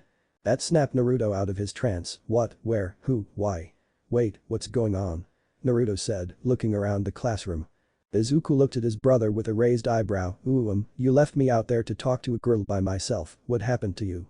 Izuku said, more concerned now than anything. Naruto scratched his cheek. Yeah, sorry about that, and I'm not entirely sure what happened just now. Let's just go home." Izuku accepted the answer for now and went to the station with his brother. As they were leaving the school they heard an angry yell, "Hey, losers. Who the hell do you think you are holding out on me?" The brothers turned around to see an angry Bakugo walking towards them, he was more pissed than usual, and that was saying something. Naruto rolled his eyes and said, "I don't have time for this right now Bakugo, tomorrow after school, we'll have that rematch you no doubt want.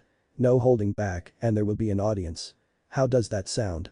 Bakugo smirked and said, "Sounds good loser, I can beat your ass with an audience.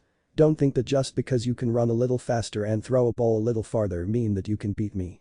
I'll show how much of a loser you are tomorrow." Bakugo hit his shoulder against Naruto's as he left. Naruto rolled his eyes at that and began walking to the station again with his brother. Izuku looked at his brother and said, "Why do you keep playing with him? Is it really worth your time to fight him?" Naruto sighed and replied by saying, "No, but after this then he'll see where he stands. It's just a matter of getting rid of his damn superiority complex." Izuku nodded in understanding. They walked a bit farther when they heard, "Hey Deku, wait up." They turned to see Achako running to them. Naruto looked confused before saying, "Why are you calling him Deku?" Achako smiled before saying, "Oh, I heard that other kid call him that and thought it was his nickname. I thought it was pretty cute and sounded like a cool name for him, so I'm going to call him that now. Is there something wrong with that?" Naruto was going to say something again before Izuku put his hand over his mouth. No, nothing wrong with that. You can call me Deku from now on. You're right, it is a cool name." Naruto looked at his brother and smirked before laughing. He couldn't believe the way his brother reacted to the attention from a cute girl. Izuku did his best to ignore it and Achako just started to talk to Izuku. They continued to walk to the station, being joined by Iida shortly after Achako. They talked and laughed as they made their way to the station. The brothers shared one thought as they were walking, this was going to be a fun year for them. "Hey mom," Naruto and Izuku said as they entered the house. "Hey boys, how was your first day of school?" Inko said, happy to see her sons. Naruto smiled wide and said, "It was awesome, Izuku, and I crushed it during our assessment test. I got first place of course, Izuku got second." Izuku frowned and said, "I was second by a point, don't get cocky." Inko laughed at her sons and Idix, she loved seeing them like this. It was nice knowing how close they were. After a bit she said, "Okay, settle down now, I made you food. Go wash up now." As the brothers were going to wash up they both pulled out their notebooks. "You got notes on the other students' quirks right?" Naruto said, smirking. "Of course," Izuku said, smirking back. They quickly washed their hands and ate dinner. After that they went to their room and traded notes with each other. They had piles upon piles of what they saw of their classmates' quirks. Once they were done Izuku got his backpack and took out the syllabus. "Okay, now it's time to go over the syllabus, if we start now, then we can get it down by and you already left." Izuku looked at the space where his brother was, he sighed and went over the syllabus by himself. His brother wouldn't do school work if the world was in danger, he would probably just skim through it last minute. Who would do that, definitely not me. But Naruto. Naruto left the house once his brother went for his backpack. He would just skim through it before school started. Right now he had more important matters.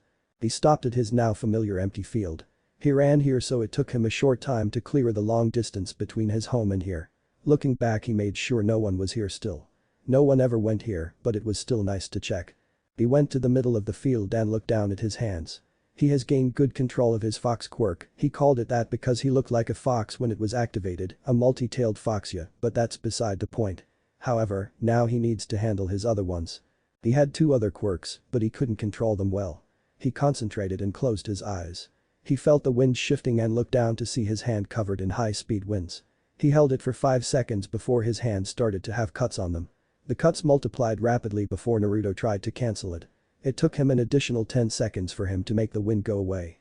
He brought his hand to his face and saw that it was a bloody pulp. He frowned and punched the ground, which was a terrible idea. Fuck. Why would I do that? Shit. Naruto yelled, happy that no one was here to see that. He activated his quirk and saw his hand slowly heal. His wind quirk had potential, but he always ended up cutting himself, badly. He could always heal himself sure, but he couldn't bear the strain that the wind put on him. He didn't know why this was so hard to control. He shook his head and tried his other quirk. He crossed his fingers, making them look like a plus sign and concentrated. He stood there for 30 seconds and then he heard a poof and opened his eyes. Around him were 3 clones, he wiped some sweat off his brow and grinned. His other quirk, clone, was a lot easier to handle. That being said, he could only make a few at a time. He gained a skeptical look and checked something, he punched one of the clones and frowned as it burst into a cloud of smoke. They only lasted 1 hit, so they can't fight another person that is able to tag them.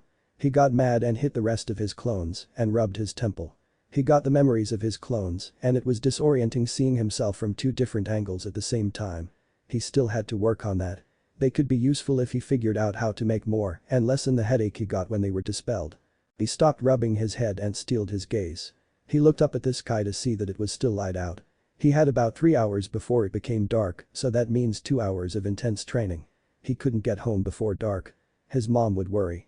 But Izuku was in his garage, lifting the weights that his brother and he bought to train. He finished reading the syllabus a while ago, so he was passing the time with some light training. He was beginning to wonder why his brother was gone for so long. Until he heard the garage door open and his brother entering. He smiled and said, "Where have you been? You left for like 2 hours. Are you that scared of a syllabus?" He pulled out the syllabus, which he took with him to train, for some reason. He then began to wave it around. "Oh, look at me Naruto, students must wear school uniforms at all times. Also, quirks are not allowed on school grounds without express permission from a teacher or administrator." "Oh." Izuku said in a mock scary voice.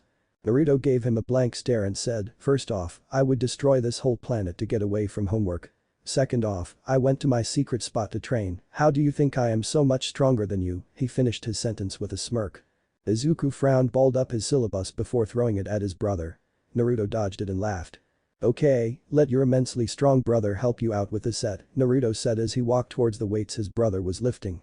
Izuku rolled his eyes and said, "I'm fine, you go do cardio or something, I'm almost done here anyways."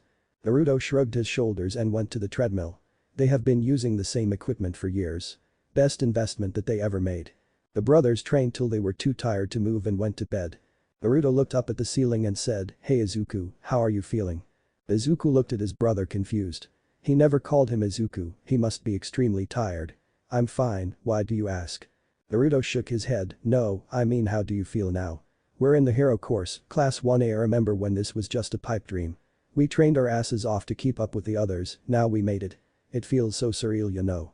Izuku looked up at the ceiling as well. I never really thought about it like that, we really did go all out to attend UA. I feel great to be honest, like our hard work actually paid off. Now we can actually be the #1 hero, I feel unstoppable. Naruto grinned and said, yeah, I feel pretty goddamn great too. Welp night bro, I never say this, but I'm tired. Izuku smiled as he heard his brother snore off to sleep and went to sleep himself. He couldn't wait for his second day at the hero course. Next day. I thought we would be doing hero stuff, why are we doing so much book learning? I would have stayed at regular school if I wanted that, a depressed Naruto said, his head on the lunch table. His time in the hero course has not been as glamorous as he thought. Izuku patted his brother's back, don't worry bro, we need to do the book learning stuff so that we can learn how to be better heroes. It's not all about the physical aspect, we need to know the mental. Izuku was cut off by Naruto's hand covering his mouth. I wasn't asking for a solution, I was just complaining. I don't need facts and logic to justify my moping, Naruto said, annoyed that his complaining was being interrupted by truth. Meanwhile, across from them were Ichako and Iida, they sat in silence and sweat dropped at the brothers' antics. To break Naruto's moping, Ichako asked a question that was bugging her, excuse me, if you don't mind me asking. How do your parents look like, because you guys don't look alike? Iida nodded, indeed, I have also been wondering the same thing. Naruto sat up straight and said, it's because I'm adopted, I was adopted from the orphanage when I was 10 and have known Izuku and mom ever since. Ichako's eyes seemed to sadden a little, oh, I'm sorry to hear that, it must have been difficult having no parents. There was a brief pang of pain on Naruto's face that only Izuku noticed before he smiled and said, don't be sorry, I never knew my birth parents and I'm fine with having this big ol' nerd as my brother. He wrapped his arm around Izuku's shoulder, a big ol' nerd who is single I might add, he wriggled his eyebrows at that last part. Izuku blushed and punched his brother in the stomach, hard. Naruto grinned through the pain and let out a stifled groan, totally worth it. Ichako and Iida laughed as the brothers continued to mess around. They may not be related by blood, but they could tell that they were extremely close. It was kind of heartwarming to see them so happy together. Hey asshole, at least it was peaceful before an angry pineapple, I mean Bakugo came to the table. I hope you didn't forget our fight after school. Here, Bakugo tossed Naruto a piece of paper, he caught it and saw that it was a teacher's signature. I don't want anyone interrupting me while I beat your ass, so I got permission from one of the teachers to spar. Naruto smirked, I didn't know you cared so much Bakugo, of course I'll be there for the fight. Wouldn't want to disappoint a fan now would I? Bakugo frowned and slammed his hand on the table, causing a mini explosion to occur. You won't be talking big for long loser, just don't be late, and with that said he left. Izuku looked to his brother and said, look, I know you don't like Bakugo, but can you not get him angry around me? He keeps blowing stuff up. Naruto just continued to grin, don't worry, after today he will either leave us alone forever or bother us till the day we die. Most likely the latter, but I think it's worth it. Izuku rolled his eyes and continued to eat, he stopped worrying about Bakugo a little while after meeting Naruto. He showed him what true friendship is, and he didn't have that with Bakugo.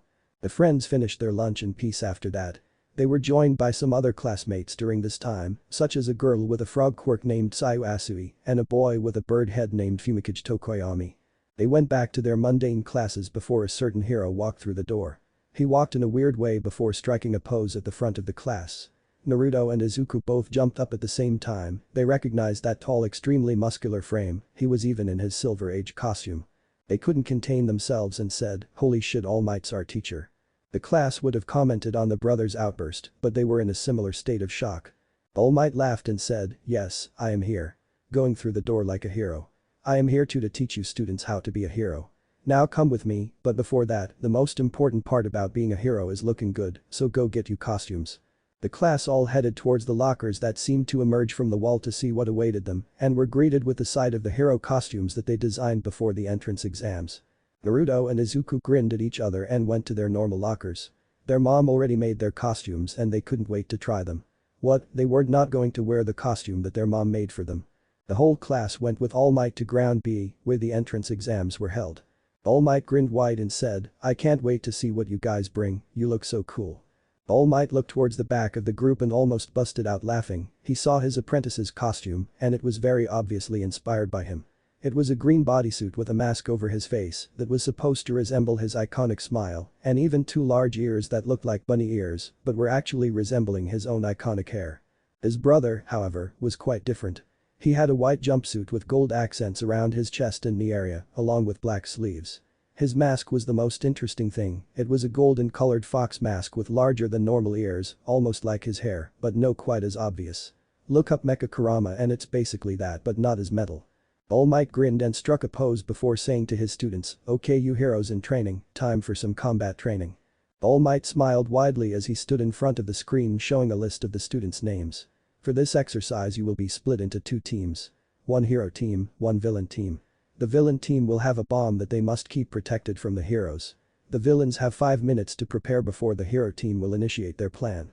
The teams will be chosen at random, so make sure you get in your partner's good graces. All Might said, explaining the rules as best he could. The class grew excited at this, they couldn't wait to see how their quirks fared against each other.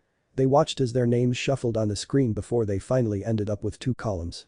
Naruto and Izuku looked to see if they were together, but had no luck as Izuku was on the hero's side and Naruto was on the villain's side. That disappointment faded however when they saw who they were with. When Naruto saw who Izuku was with he smirked, hey bro, look who you're with. Aren't you one lucky bastard, Naruto said, while nudging Izuku's ribs with his elbow. Izuku blushed and shoved his brother's shoulder while saying, shut up. He looked at who his brother was paired up with and squinted, who is Momoyaoirozu. Izuku's question was quickly answered however when said girl appeared in front of them. She had a smile on her face as she approached Naruto, well, it would seem that we are on the same team Naruto. I hope you can play the villain well. Naruto didn't say anything for a while. He was a little shocked and had what looked like a blush on his face. Izuku saw this and was shocked to no end. He couldn't believe that a girl had his brother like this. Possibly due to her hero costume. She had a high-collared, sleeveless Chrisman leotard that was open to expose her neck down to below her navel. She had 2 gold utility belts around her waist and a smaller thinner one around the top portions of her chest. She had Chrisman boots for her shoes. Izuku decided that he will thoroughly make fun of his brother later and elbowed him in the stomach. That shook Naruto out of his stupor and he finally replied, don't worry Momo me play bad good. Momo raised an eyebrow at that, what? Naruto scratched the back of his head and chuckled embarrassingly, sorry, I mean I can play the villain well, I'm sure we'll make a great team. Momo still looked a little confused at Naruto's first response, but smiled and said, yeah, I'm sure we will. Hey Deku, we're going to be teammates. Cool costume, I wish I was a bit more specific with mine. Skin tight isn't really my thing. Anyways, are you ready to be the hero? Achako said this as she ran towards the Midoriya brothers. She had a full black bodysuit with a pale pink stripe down the middle. She had a pink belt with a red circle at the place that the 2 places meet. She had wide knee-high boots and pink wristbands. She had a visor that covered her face to top off the costume. It was Izuku's turn to blush and he turned beet red, almost resembling a strawberry. Naruto saw this, smirked and elbowed his brother's ribs.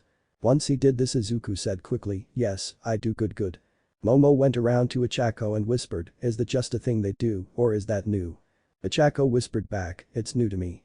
Izuku regained his composure and said, I'm sorry, I mean that we'll make a good team. I love playing hero. Izuku turned to Momo, hello, we never formally met, but I am Naruto's brother Izuku. He held out his hand after he introduced himself. Momo took it and said, hello, I'm Momo. It's a pleasure to meet you. Naruto looked at the board again and blanched. He rubbed the bridge of his nose and said, motherfucker. Izuku looked at board and saw why he had the sudden outburst. Right across from Achako and him on the villain's side was Bakugo and Iida. He rubbed the bridge of his nose and said, gosh dang it. As if on cue Bakugo showed up in his hero costume, a black shirt with an orange X across it and baggy black shorts. He had a mask that went off into rigged flame shapes behind his head and had grenade gauntlets. Hey loser, looks like him a cream you in the combat practice. I can't wait, I will kick the shit out of both Midoriyas today. Naruto rolled his eyes and said, are you still sleeping Bakugo, because you must be dreaming if you think you can beat us in anything. Bakugo got mad and yelled, we'll see how high and mighty you'll be acting after I tear you a new asshole. He left the group screaming at the top of his lung the whole way. Momo looked concerned at the way Bakugo was acting, is something wrong with that boy? He seems so angry.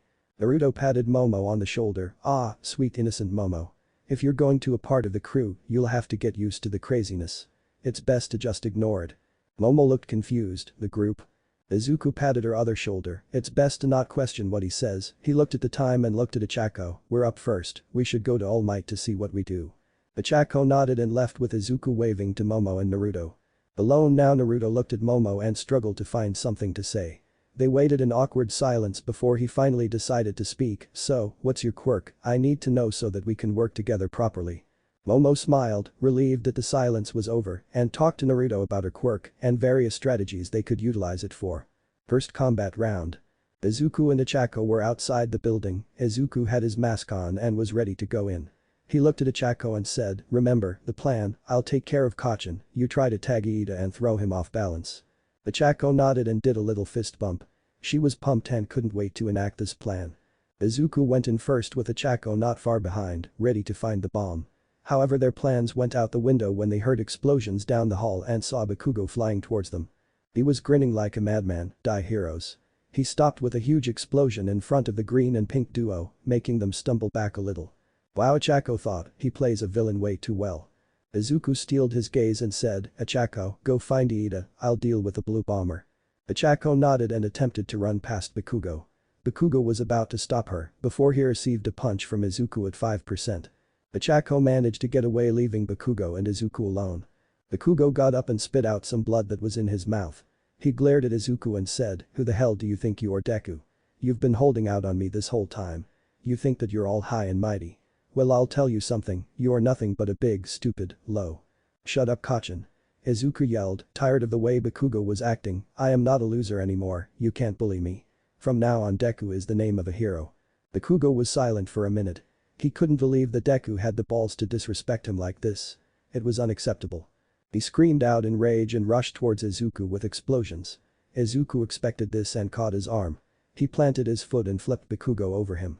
When Bakugo hit the ground, he spit up some blood. Izuku still had a hold of Bakugo's arm and threw him towards the wall. Bakugo hit the wall full force with a decent-sized crater at the point of impact. Izuku went to capitalize, but Bakugo used an explosion to get out of the crater and dodge the blow. Izuku punched the wall, destroying the wall in the process. Bakugo saw this and grew furious. He ran up to Izuku again, but instead of a regular dash, he jumped and used an explosion to make a cloud of smoke and blind Izuku. While blinded, Izuku went to grab again and missed, leaving him open. Bakugo capitalized and put his hand on Izuku's back before unleashing a powerful explosion. Izuku fell down, but quickly rolled away to avoid the follow-up attack from Bakugo. Bakugo didn't let up and kept chasing after Izuku. Izuku dodged before he did a kick up to hit Bakugo in the face. This caused him to stumble back, that gave Izuku the chance to sweep his legs. He went to continue his assault before Bakugo made an explosion to retreat. He was furious before he got up and smirked. He pointed his grenade gauntlet at Izuku and said, "The sweat I produce is like nitroglycerin, I've been saving it up in these gauntlets. Now it's time to let it rip." All Might saw what Bakugo was going to do and spoke into the mic, "Young Katsuki, stop, you will kill him." Bakugo simply smirked and said, "Not if he dodges." Bakugo was going to pull the pin but was stopped. Izuku was in front of him in the blink of an eye. He stopped the hand that was going to pull the pin and brought his fist for an uppercut. Bakugo saw this and brought his head back as much as he could. Izuku missed the uppercut, but the force from the punch tore a hole through 3 floors of the building. They felt the building shake along with the alarm signaling the end of the test. "Time is up, the heroes have won," rang the voice of All Might throughout the building. Bakugo looked at Izuku and saw his fierce green eyes and green energy sparking off of him. "What the hell, Kachin," he said, to not use it. "What were you thinking?" Bakugo looked at Izuku's arm and saw a little bruising. He couldn't believe Izuku had this much power in him. Izuku was rubbing his arm and walking towards the exit. "Crap," he whispered to himself, "I overdid it. Not too bad though. We won." Izuku felt some weight on his shoulders. He looked and blushed as Ichako was hugging him from behind. He blushed and rubbed his head. "Yeah, good job. Did you manage to tag Iida?" Ichako shook her head. "Nope," there was a huge shake and Iida lost his balance. "Then I used my quirk on him and I was able to capture the bomb." Bakugo was seething as he saw Izuku and the anti-gravity girl leaving the building. He heard heavy footsteps from behind him and saw Iida coming up. "I am sorry, Bakugo, I tried my best, but alas, I was defeated," Iida said, disappointed that he lost this exercise for the team. Bakugo shoved him and left to the viewing room, no use in apologizing for being weak. Iida was taken aback, that is not the proper reaction to a loss. Bakugo waved him off, "Who gives a fuck?" Viewing room. When Izuku entered, he was glumped by his brother. "Hey, that's my bro." Showing that angry pineapple up. When Bakugo got in, Naruto screamed, "Oh, I blue bomber, it's not the first time you lose to a Midoriya today." Bakugo glared at him and shouted, "Don't let that lucky win fool you, I won't let you win." Naruto was going to reply before All Might interrupted, "That's enough fighting, young students. This was a good exercise, however I did find some flaws on the villain side." Iida bowed his head and Bakugo just scoffed, "But I will save that for the end. Next teams are up. Naruto grinned and looked at his brother. Okay bro, we'll talk later. Time for me to play the villain. Let's go Momo. Momo left with Naruto so that they could prepare the building. Before going she looked at Achako. Good job, I knew you guys would win. Thanks Momo, you'll do great too, Achako said, excited for her friend. In the building. Momo and Naruto were in the building and Momo was making steel bars to block the doors. That quirk is so cool. It's awesome seeing it in action, Naruto said. Momo smiled and looked at Naruto when she finished. Thank you, your quirk is fascinating as well. How many tails can you go up to? A multi-tailed fox, it almost sounds like the mythical beast Kyuubi. So I would assume 9. Naruto shrugged his shoulders. I never really gone up that far, if I go past 3 things get crazy. Momo nodded understandingly, that's reasonable, it must be a really straining quirk. Naruto remembered all the bruises he got on his journey to mastering his quirk and winced a little. Yeah it is. Momo noticed the wince and decided to change the topic. So, as I may ask. Why do Izuku and you look different from each other? Are you not brothers? Naruto smiled and said, oh I'm adopted, I've been Izuku's brother for about 4 years now. It's hard imagining a life without them now. Momo smiled at his enthusiasm, she hadn't known him for long, but she could tell he had a lot of love to give. His happiness was infectious. Naruto perked up however and put on his mask. I heard the door open, the heroes are coming, he activated his quirk a little to get his red eyes. Momo nodded and made some sunglasses, Naruto said that she had to look the part. Sunglasses are villainous right? Naruto activated enough of his quirk to have some physical enhancements, but no tails. He moved the bars so he could move and put them back before closing the door. The plan was for Naruto to stall the heroes for enough time and either incapacitate them or have Momo set up a solid defense. Remember, shake means get ready. Naruto said as he left. Momo nodded and started to create some stuff. With Denki and Jiro. Jiro just located the location of the bomb, so Denki and she were on their way there. However they were stopped when they heard ominous footsteps. Around the corner was Naruto with his mask on, scratching the wall. Well heroes. Trying to stop us. Too bad, in a few minutes this whole city goes boom. Ha, Naruto said, trying his best to play a chaotic villain. Denki and Jiro were scared, they knew how powerful Naruto was. However, they noticed that he had no tails, so he must be going easy on them right now. While he was laughing Denki gestured to Jiro to take cover, she took the hint and went behind the corner. He charged up his electricity and unleashed it onto Naruto. Naruto was shocked for long enough that Jiro could pass, but Denki was not so lucky. Naruto regained his bearing and pounced on him. He gave himself one tail and roared, causing Denki's hair to be blown back. Denki panicked and unleashed as much electricity as he could to incapacitate Naruto. However, Naruto went up to 3 tails to be able to tank through it with his healing factor. At the end of it Denki was struck dumb, not being able to think, like at all. Naruto was steaming from the burns he suffered, but for the most part was okay. He powered his fist up with the red energy and punched the wall causing a shake to overtake the tower. He powered down back to 1 tail and went to help Momo. With Momo felt the shake and prepared the cannon she made and put in the sandbag. She knew that an enemy was coming up and she had to defend the bomb. Jiro finally made it to the door and opened it. When she did she was greeted to a wall of steel beams. She growled and plugged her earlobe jacks into the speakers she put on her costume. She amplified her heartbeat and was able to topple over the beams. However, quickly after that she felt something hit her chest really hard. Momo fired her cannon the moment she saw the beams topple and managed to hit Jiro dead on. Jiro toppled over and was about to get up to counterattack, but was stopped when Naruto showed up and tied her up with the capture tape. They heard the ending alarm and Naruto and Momo high-fived in victory. They untied Jiro and picked up Denki on the way out for their evaluation. Viewing room. All Might was smiling when he saw the kids arrive. Good job students, this was a good exercise for all involved. Naruto, you were able to realize what your strengths and weaknesses are and could construct a plan that maximizes the possibility for success. Momo, you were able to excellently fortify your base and make sure that anyone who went near it was able to be dealt with. Jiro, you were able to quickly locate the bomb and help your team get to it efficiently. Denki, though you may not know what I am saying right now, you were able to keep your partner safe through your widespread attack and keep the threat occupied long enough for your partner to locate the threat. The 3 coherent students were happy of the praise they received. All Might continued, there were your mistakes of course, but those will be addressed after all the groups have passed. Naruto and Momo congratulated a somewhat downtrodden Jiro and a mentally incapable Denki. He's better now, he's still mentally incapable though, just saying. The practice went on until the end of school and they went to put away their hero costumes. However, when Naruto opened his locker it was forcefully closed by an angry Bakugo. What do you think you're doing, nerd? We still have our fight, remember? Naruto sighed and looked towards Izuku, who just shrugged. He rolled his eyes and looked back at Bakugo. Fine, let's do this. I have to get home though, so I'll make it quick. Bakugo was seething, we'll see about that bastard. Now hurry up, I can't wait to kick your ass. Bakugo's screaming caused a small crowd to gather around them. A pink-skinned girl whispered to a shorter green-haired girl, what do you think is going on? The green-haired girl whispered back, I don't know, but I kind of want to find out.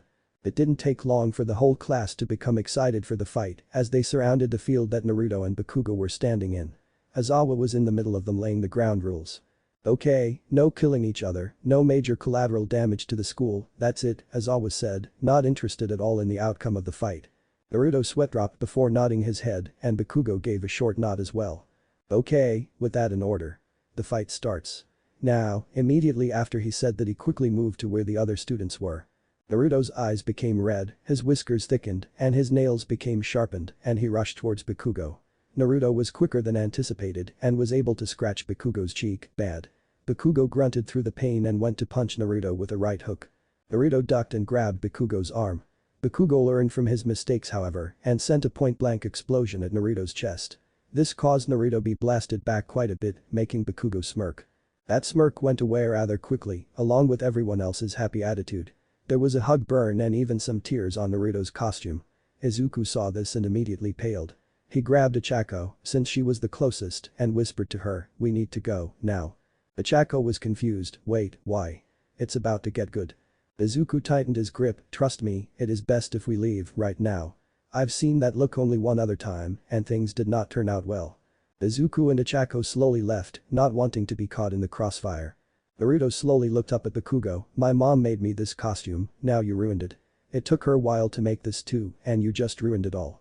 Naruto spoke strangely calm. He went on all fours, and three tails immediately sprouted from behind him. When Momo saw that she went as far back as possible. When she was talking with Naruto, he told her how damaging he could be to the surrounding environment. She did not want to be a part of that and went behind a tree, where she saw Izuku and Ichako. She blushed and said, ah, Izuku and Ichako. I did not know you were here. I'm sorry I didn't mean to interrupt whatever is going on here. You may continue, I will go somewhere else. Izuku and Ichako blushed beet red and both sputtered out, no, Naruto gets crazy when he's mad, so we decided to hide. Nothing devious going on here. Momo nodded, still skeptical, and hid with the totally non-conspicuous students and watched the fight from a safe distance. Bakugo squatted to get ready and intercept the three-tailed Naruto's rush, but was not able to brace himself for the breakneck speed Naruto attacked him with. He spit out some blood before preparing an explosion, but was knocked off balance when he was hit with one of the energy tails. Naruto didn't let up and scratched at Bakugo, his energy claws slicing through his clothes like a hot knife through butter. Bakugo had no chances to attack and could only try his best to block what he could from the enraged Naruto. When Naruto decided that punching was ineffective, he wrapped Bakugo with two of his tails and threw him upwards. He was going to continue by jumping up at him, but fell as his quirk was erased. He looked to see Aizawa with his hair flowing wildly and his scarf holding a very scarred and a very pissed Bakugo. Enough, it's obvious who won here. Remember, I said no killing, Aizawa said, annoyed at how far the battle went, leave your suit here Mr. Uzumaki and we'll have our support class repaired. Naruto nodded thankfully and proceeded to take off his costume. When he was done however, he was left in nothing but his boxers. Aizawa gave him a deadpan look and said, you could have waited until you got your normal clothes. You were in no rush at all. Naruto shrugged, I just want this to be fixed ASAP, also I'm pretty sure the support class is on the way to the school nurse so, two birds with one stone you know. He pointed to the wrapped-up Bakugo, who appears to have become unconscious while in the air. Aizawa grumbled and took the costume, he didn't care to deal with this troublemaker right now. As he was walking away someone from the crowd wolf whistled to him. He didn't turn around and simply gave the crowd a thumbs up, thank you, I'm here all week. When he was walking towards the class, he saw Izuku, Ichako, and Momo. Momo and Ichako blushed furiously when they saw Naruto only in his boxer shorts up close. He stopped in front of them and said, hey guys, sorry about that. I got a little mad there. Welp, I'll get ready quickly then we can walk. Izuku simply nodded, used to his brother's antics, the girls were still blushing but shook their heads furiously, hoping Naruto will get ready quicker. While they were walking home they talked about how they did during the exercises. From the way Ida comically overdid his villain role to the way Deku blew several holes through the floor. It was a surprisingly good day for the Midoriya brothers, they both got to beat their childhood bully and they both won their exercises. They laughed and joked as they walked home. Momo transitioned seamlessly into their little group that formed and enjoyed a rather loud group of friends. She looked at Naruto and her smile widened a bit more. She was intrigued by the whiskered blonde and something about his attitude made her feel happier. The group of friends walked off with another successful day at UA under their belts. Each day they were working towards a future of becoming pro heroes and make new bonds amongst one another. Who knows what's to come next? Izuku and Naruto waved goodbye to their friends as they made their way home from the train station. It has been an eventful day for the brothers and they couldn't wait to get home and relax. Naruto carried his bag over his shoulder, his brother copying him as they walked the familiar path. Izuku smiled as he said to his brother, "Today was awesome, we both got to show up Kachin today, but you beat him up pretty bad, I wonder if he's still unconscious." Naruto sneered at the mention of Bakugo, serves him right, that bastard was long overdue for an ass whooping. It's luck that he got two today. Izuku laughed at his brother's bitterness and then suddenly remembered something that made him smirk immensely. Naruto saw this and raised an eyebrow, what's wrong bro? Izuku's smirk only widened, I was just thinking about your performance during combat practice, you really did, how you say, bad good. That stopped Naruto dead in his tracks, he slowly turned his head to Izuku and smiled sweetly, if you say one word to mom, I will prank you harder than the time you ate my special ramen. Izuku's eyes widened and he furiously nodded his head, also, you competed too. You really did do how you said, good, good. This caused Izuku to blush and he scratched the back of his head. He regained eye contact with Naruto, okay, look. I don't tell mom about you, you don't tell her about me, deal, he held out his hand to cement the deal. Naruto nodded his head and shook his brother's hand. They continued in silence. Once they got home, they were treated to the smell of their mother's heavenly cooking. Inko went to the living room once she heard the door open and gave her sons a big hug. Hello my babies, how was school today? Anything exciting happen? Inko started to badger her kids the moment she released them. This has been the norm ever since they got accepted into the hero class. Inko knew how big of a deal this was for her babies and wanted to know everything she could about what was going on. Naruto and Izuku have grown used to this and told her about the combat practice. Of course leaving out the part how Izuku ran headfirst to stop an attack that could have killed him, Naruto was electrocuted by a human lightning bolt, and how Naruto's costume was destroyed by an angry pineapple, causing him to hospitalize said person. Inko did not like the fact that her babies were fighting their classmates, but were glad that they were enjoying themselves. They washed up for lunch and enjoyed a quiet meal as the brothers had time to rest. After their lunch the brothers went to their room to play some games with each other. They were playing Super Smash Bros. And Izuku was smirking the whole time. Naruto tried to ignore it but it was bugging him too much so he paused the game and turned to his brother, why the hell are you smirking so much? Izuku only laughed maniacally as he slowly turned to his brother and said, it's just that I finally have something on you. You have a weakness that I can exploit and no matter what you do you can never take that away from, what are you doing? Izuku lost his train of thought when he saw Naruto suddenly had his phone. Naruto lazily tossed the phone up and down before showing Izuku the screen, it was a text message to Ichako, it hasn't been sent, but the message that was written made Izuku blush so hard he looked like a ripe tomato. The text read, Dearest Uraraka, I have been infatuated with you ever since we first met. You are the warm breeze that brings me joy and the sunshine that lights me up. I know we haven't been acquainted for long, but I feel that I love you. Will you please do me the honor of being my girlfriend? Love, Izuku Midoriya. Izuku was shocked, when did Naruto write all of this? He was only talking for like 3 seconds. Naruto was still nonchalant as he held his finger dangerously close to the send button, don't get cocky bro, I have years worth of dirt on you. Along with information about a girl who you like more than a friend. So I suggest you forget everything you think you know, before I hit send. Izuku nodded and quickly got his phone back from his brother.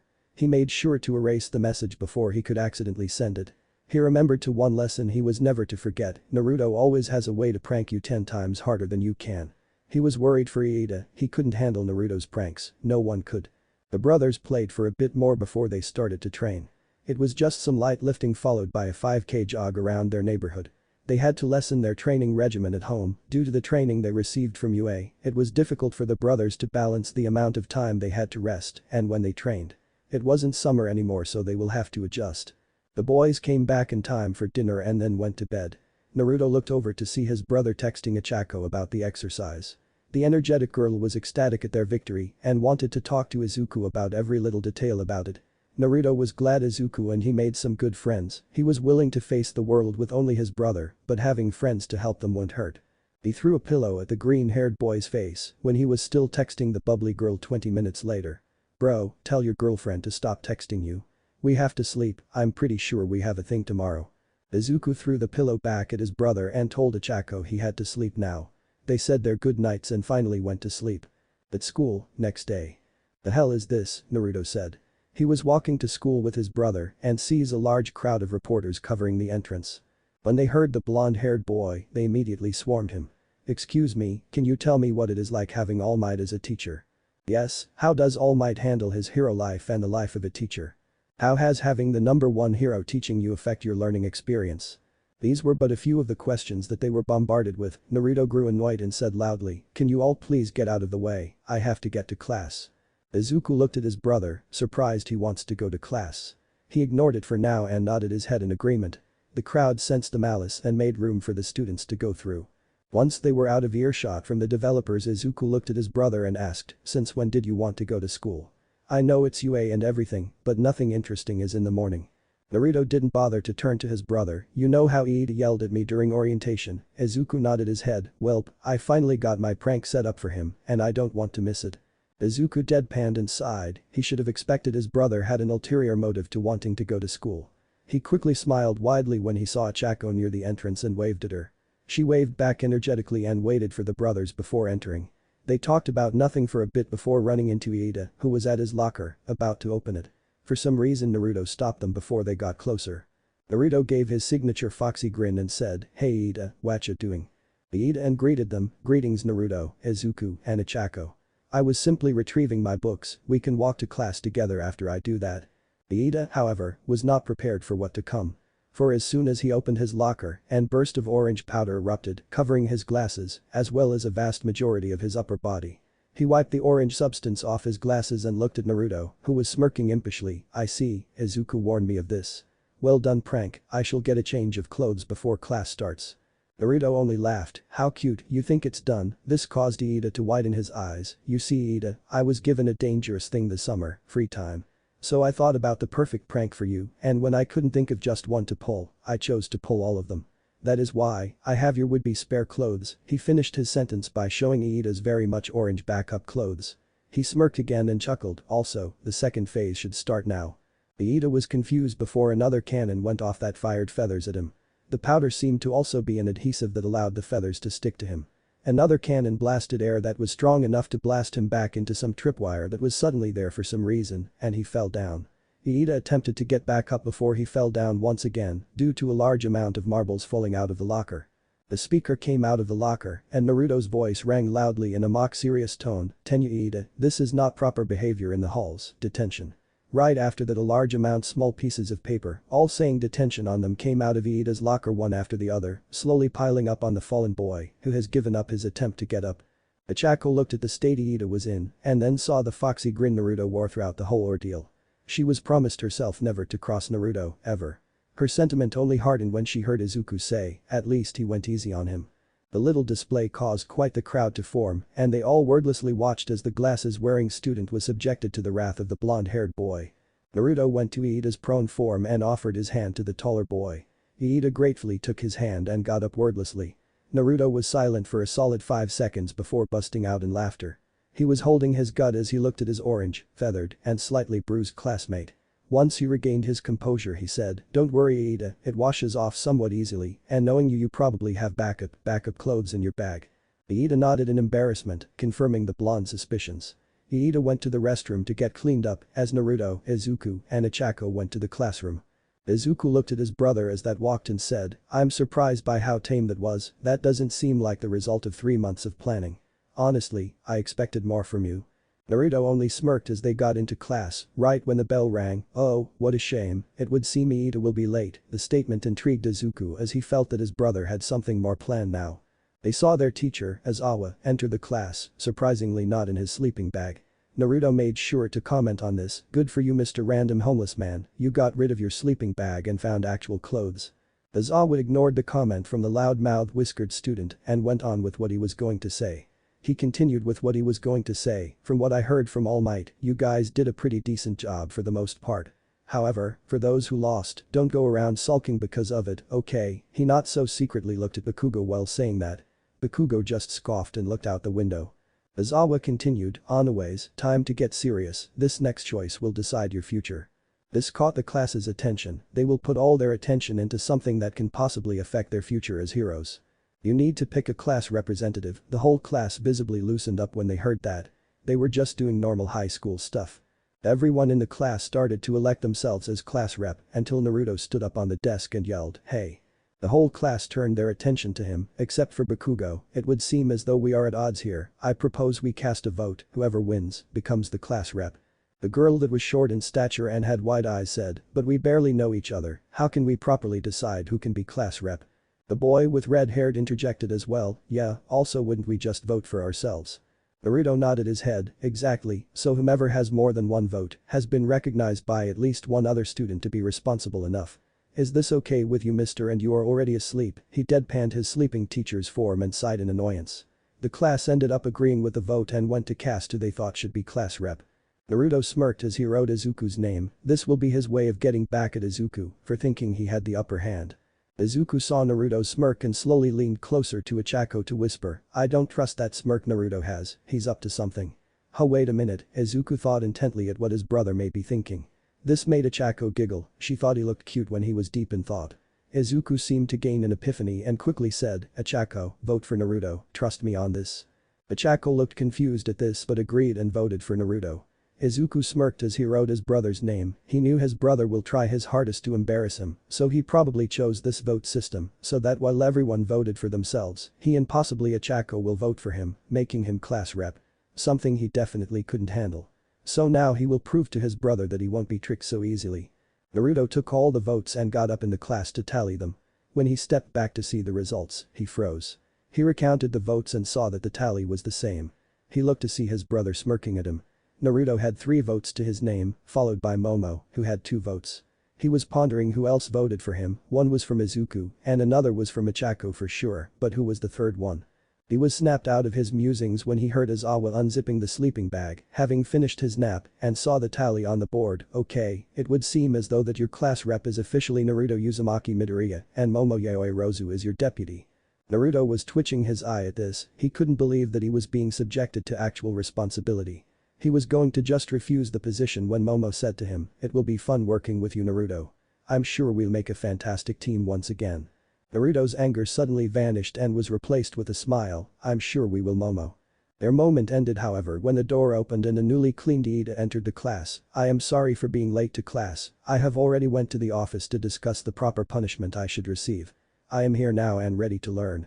Ida looked at the board and his whole world shattered. He missed the chance to become the class representative. He was most disappointed that he missed the chance to participate in a democratic election. How could he allow this to happen? He somberly went to his desk and proceeded to sulk.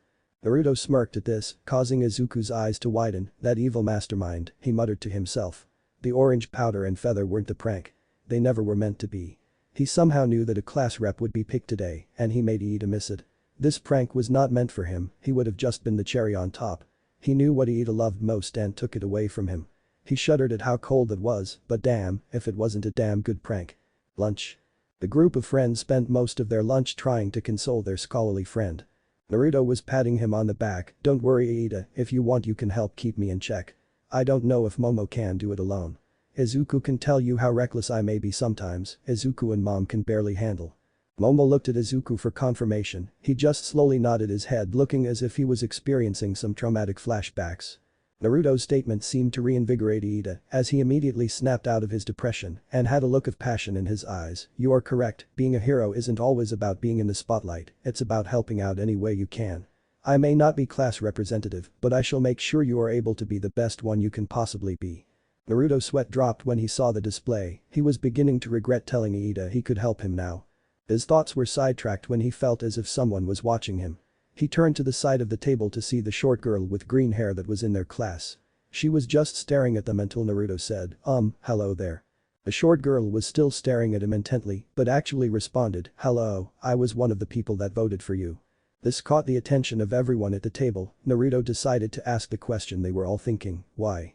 The green-haired girl shrugged her shoulders. "Well, it was your idea to have the rep be decided by vote and you scored number 1 during our quirk apprehension test. It just seemed like a solid decision to choose you."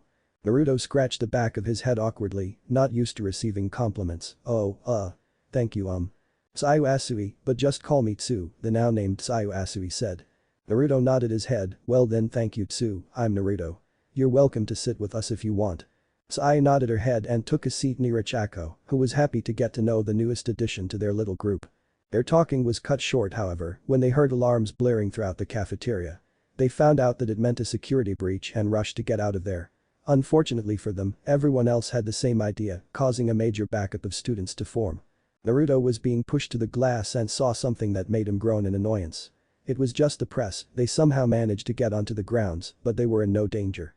He wanted to tell everyone so that they won't kill each other, but he couldn't get their attention. He saw that Iida happened to be close to him and said, Iida, can you put me on your shoulders, I know what's going on, and I think I can stop the stampede.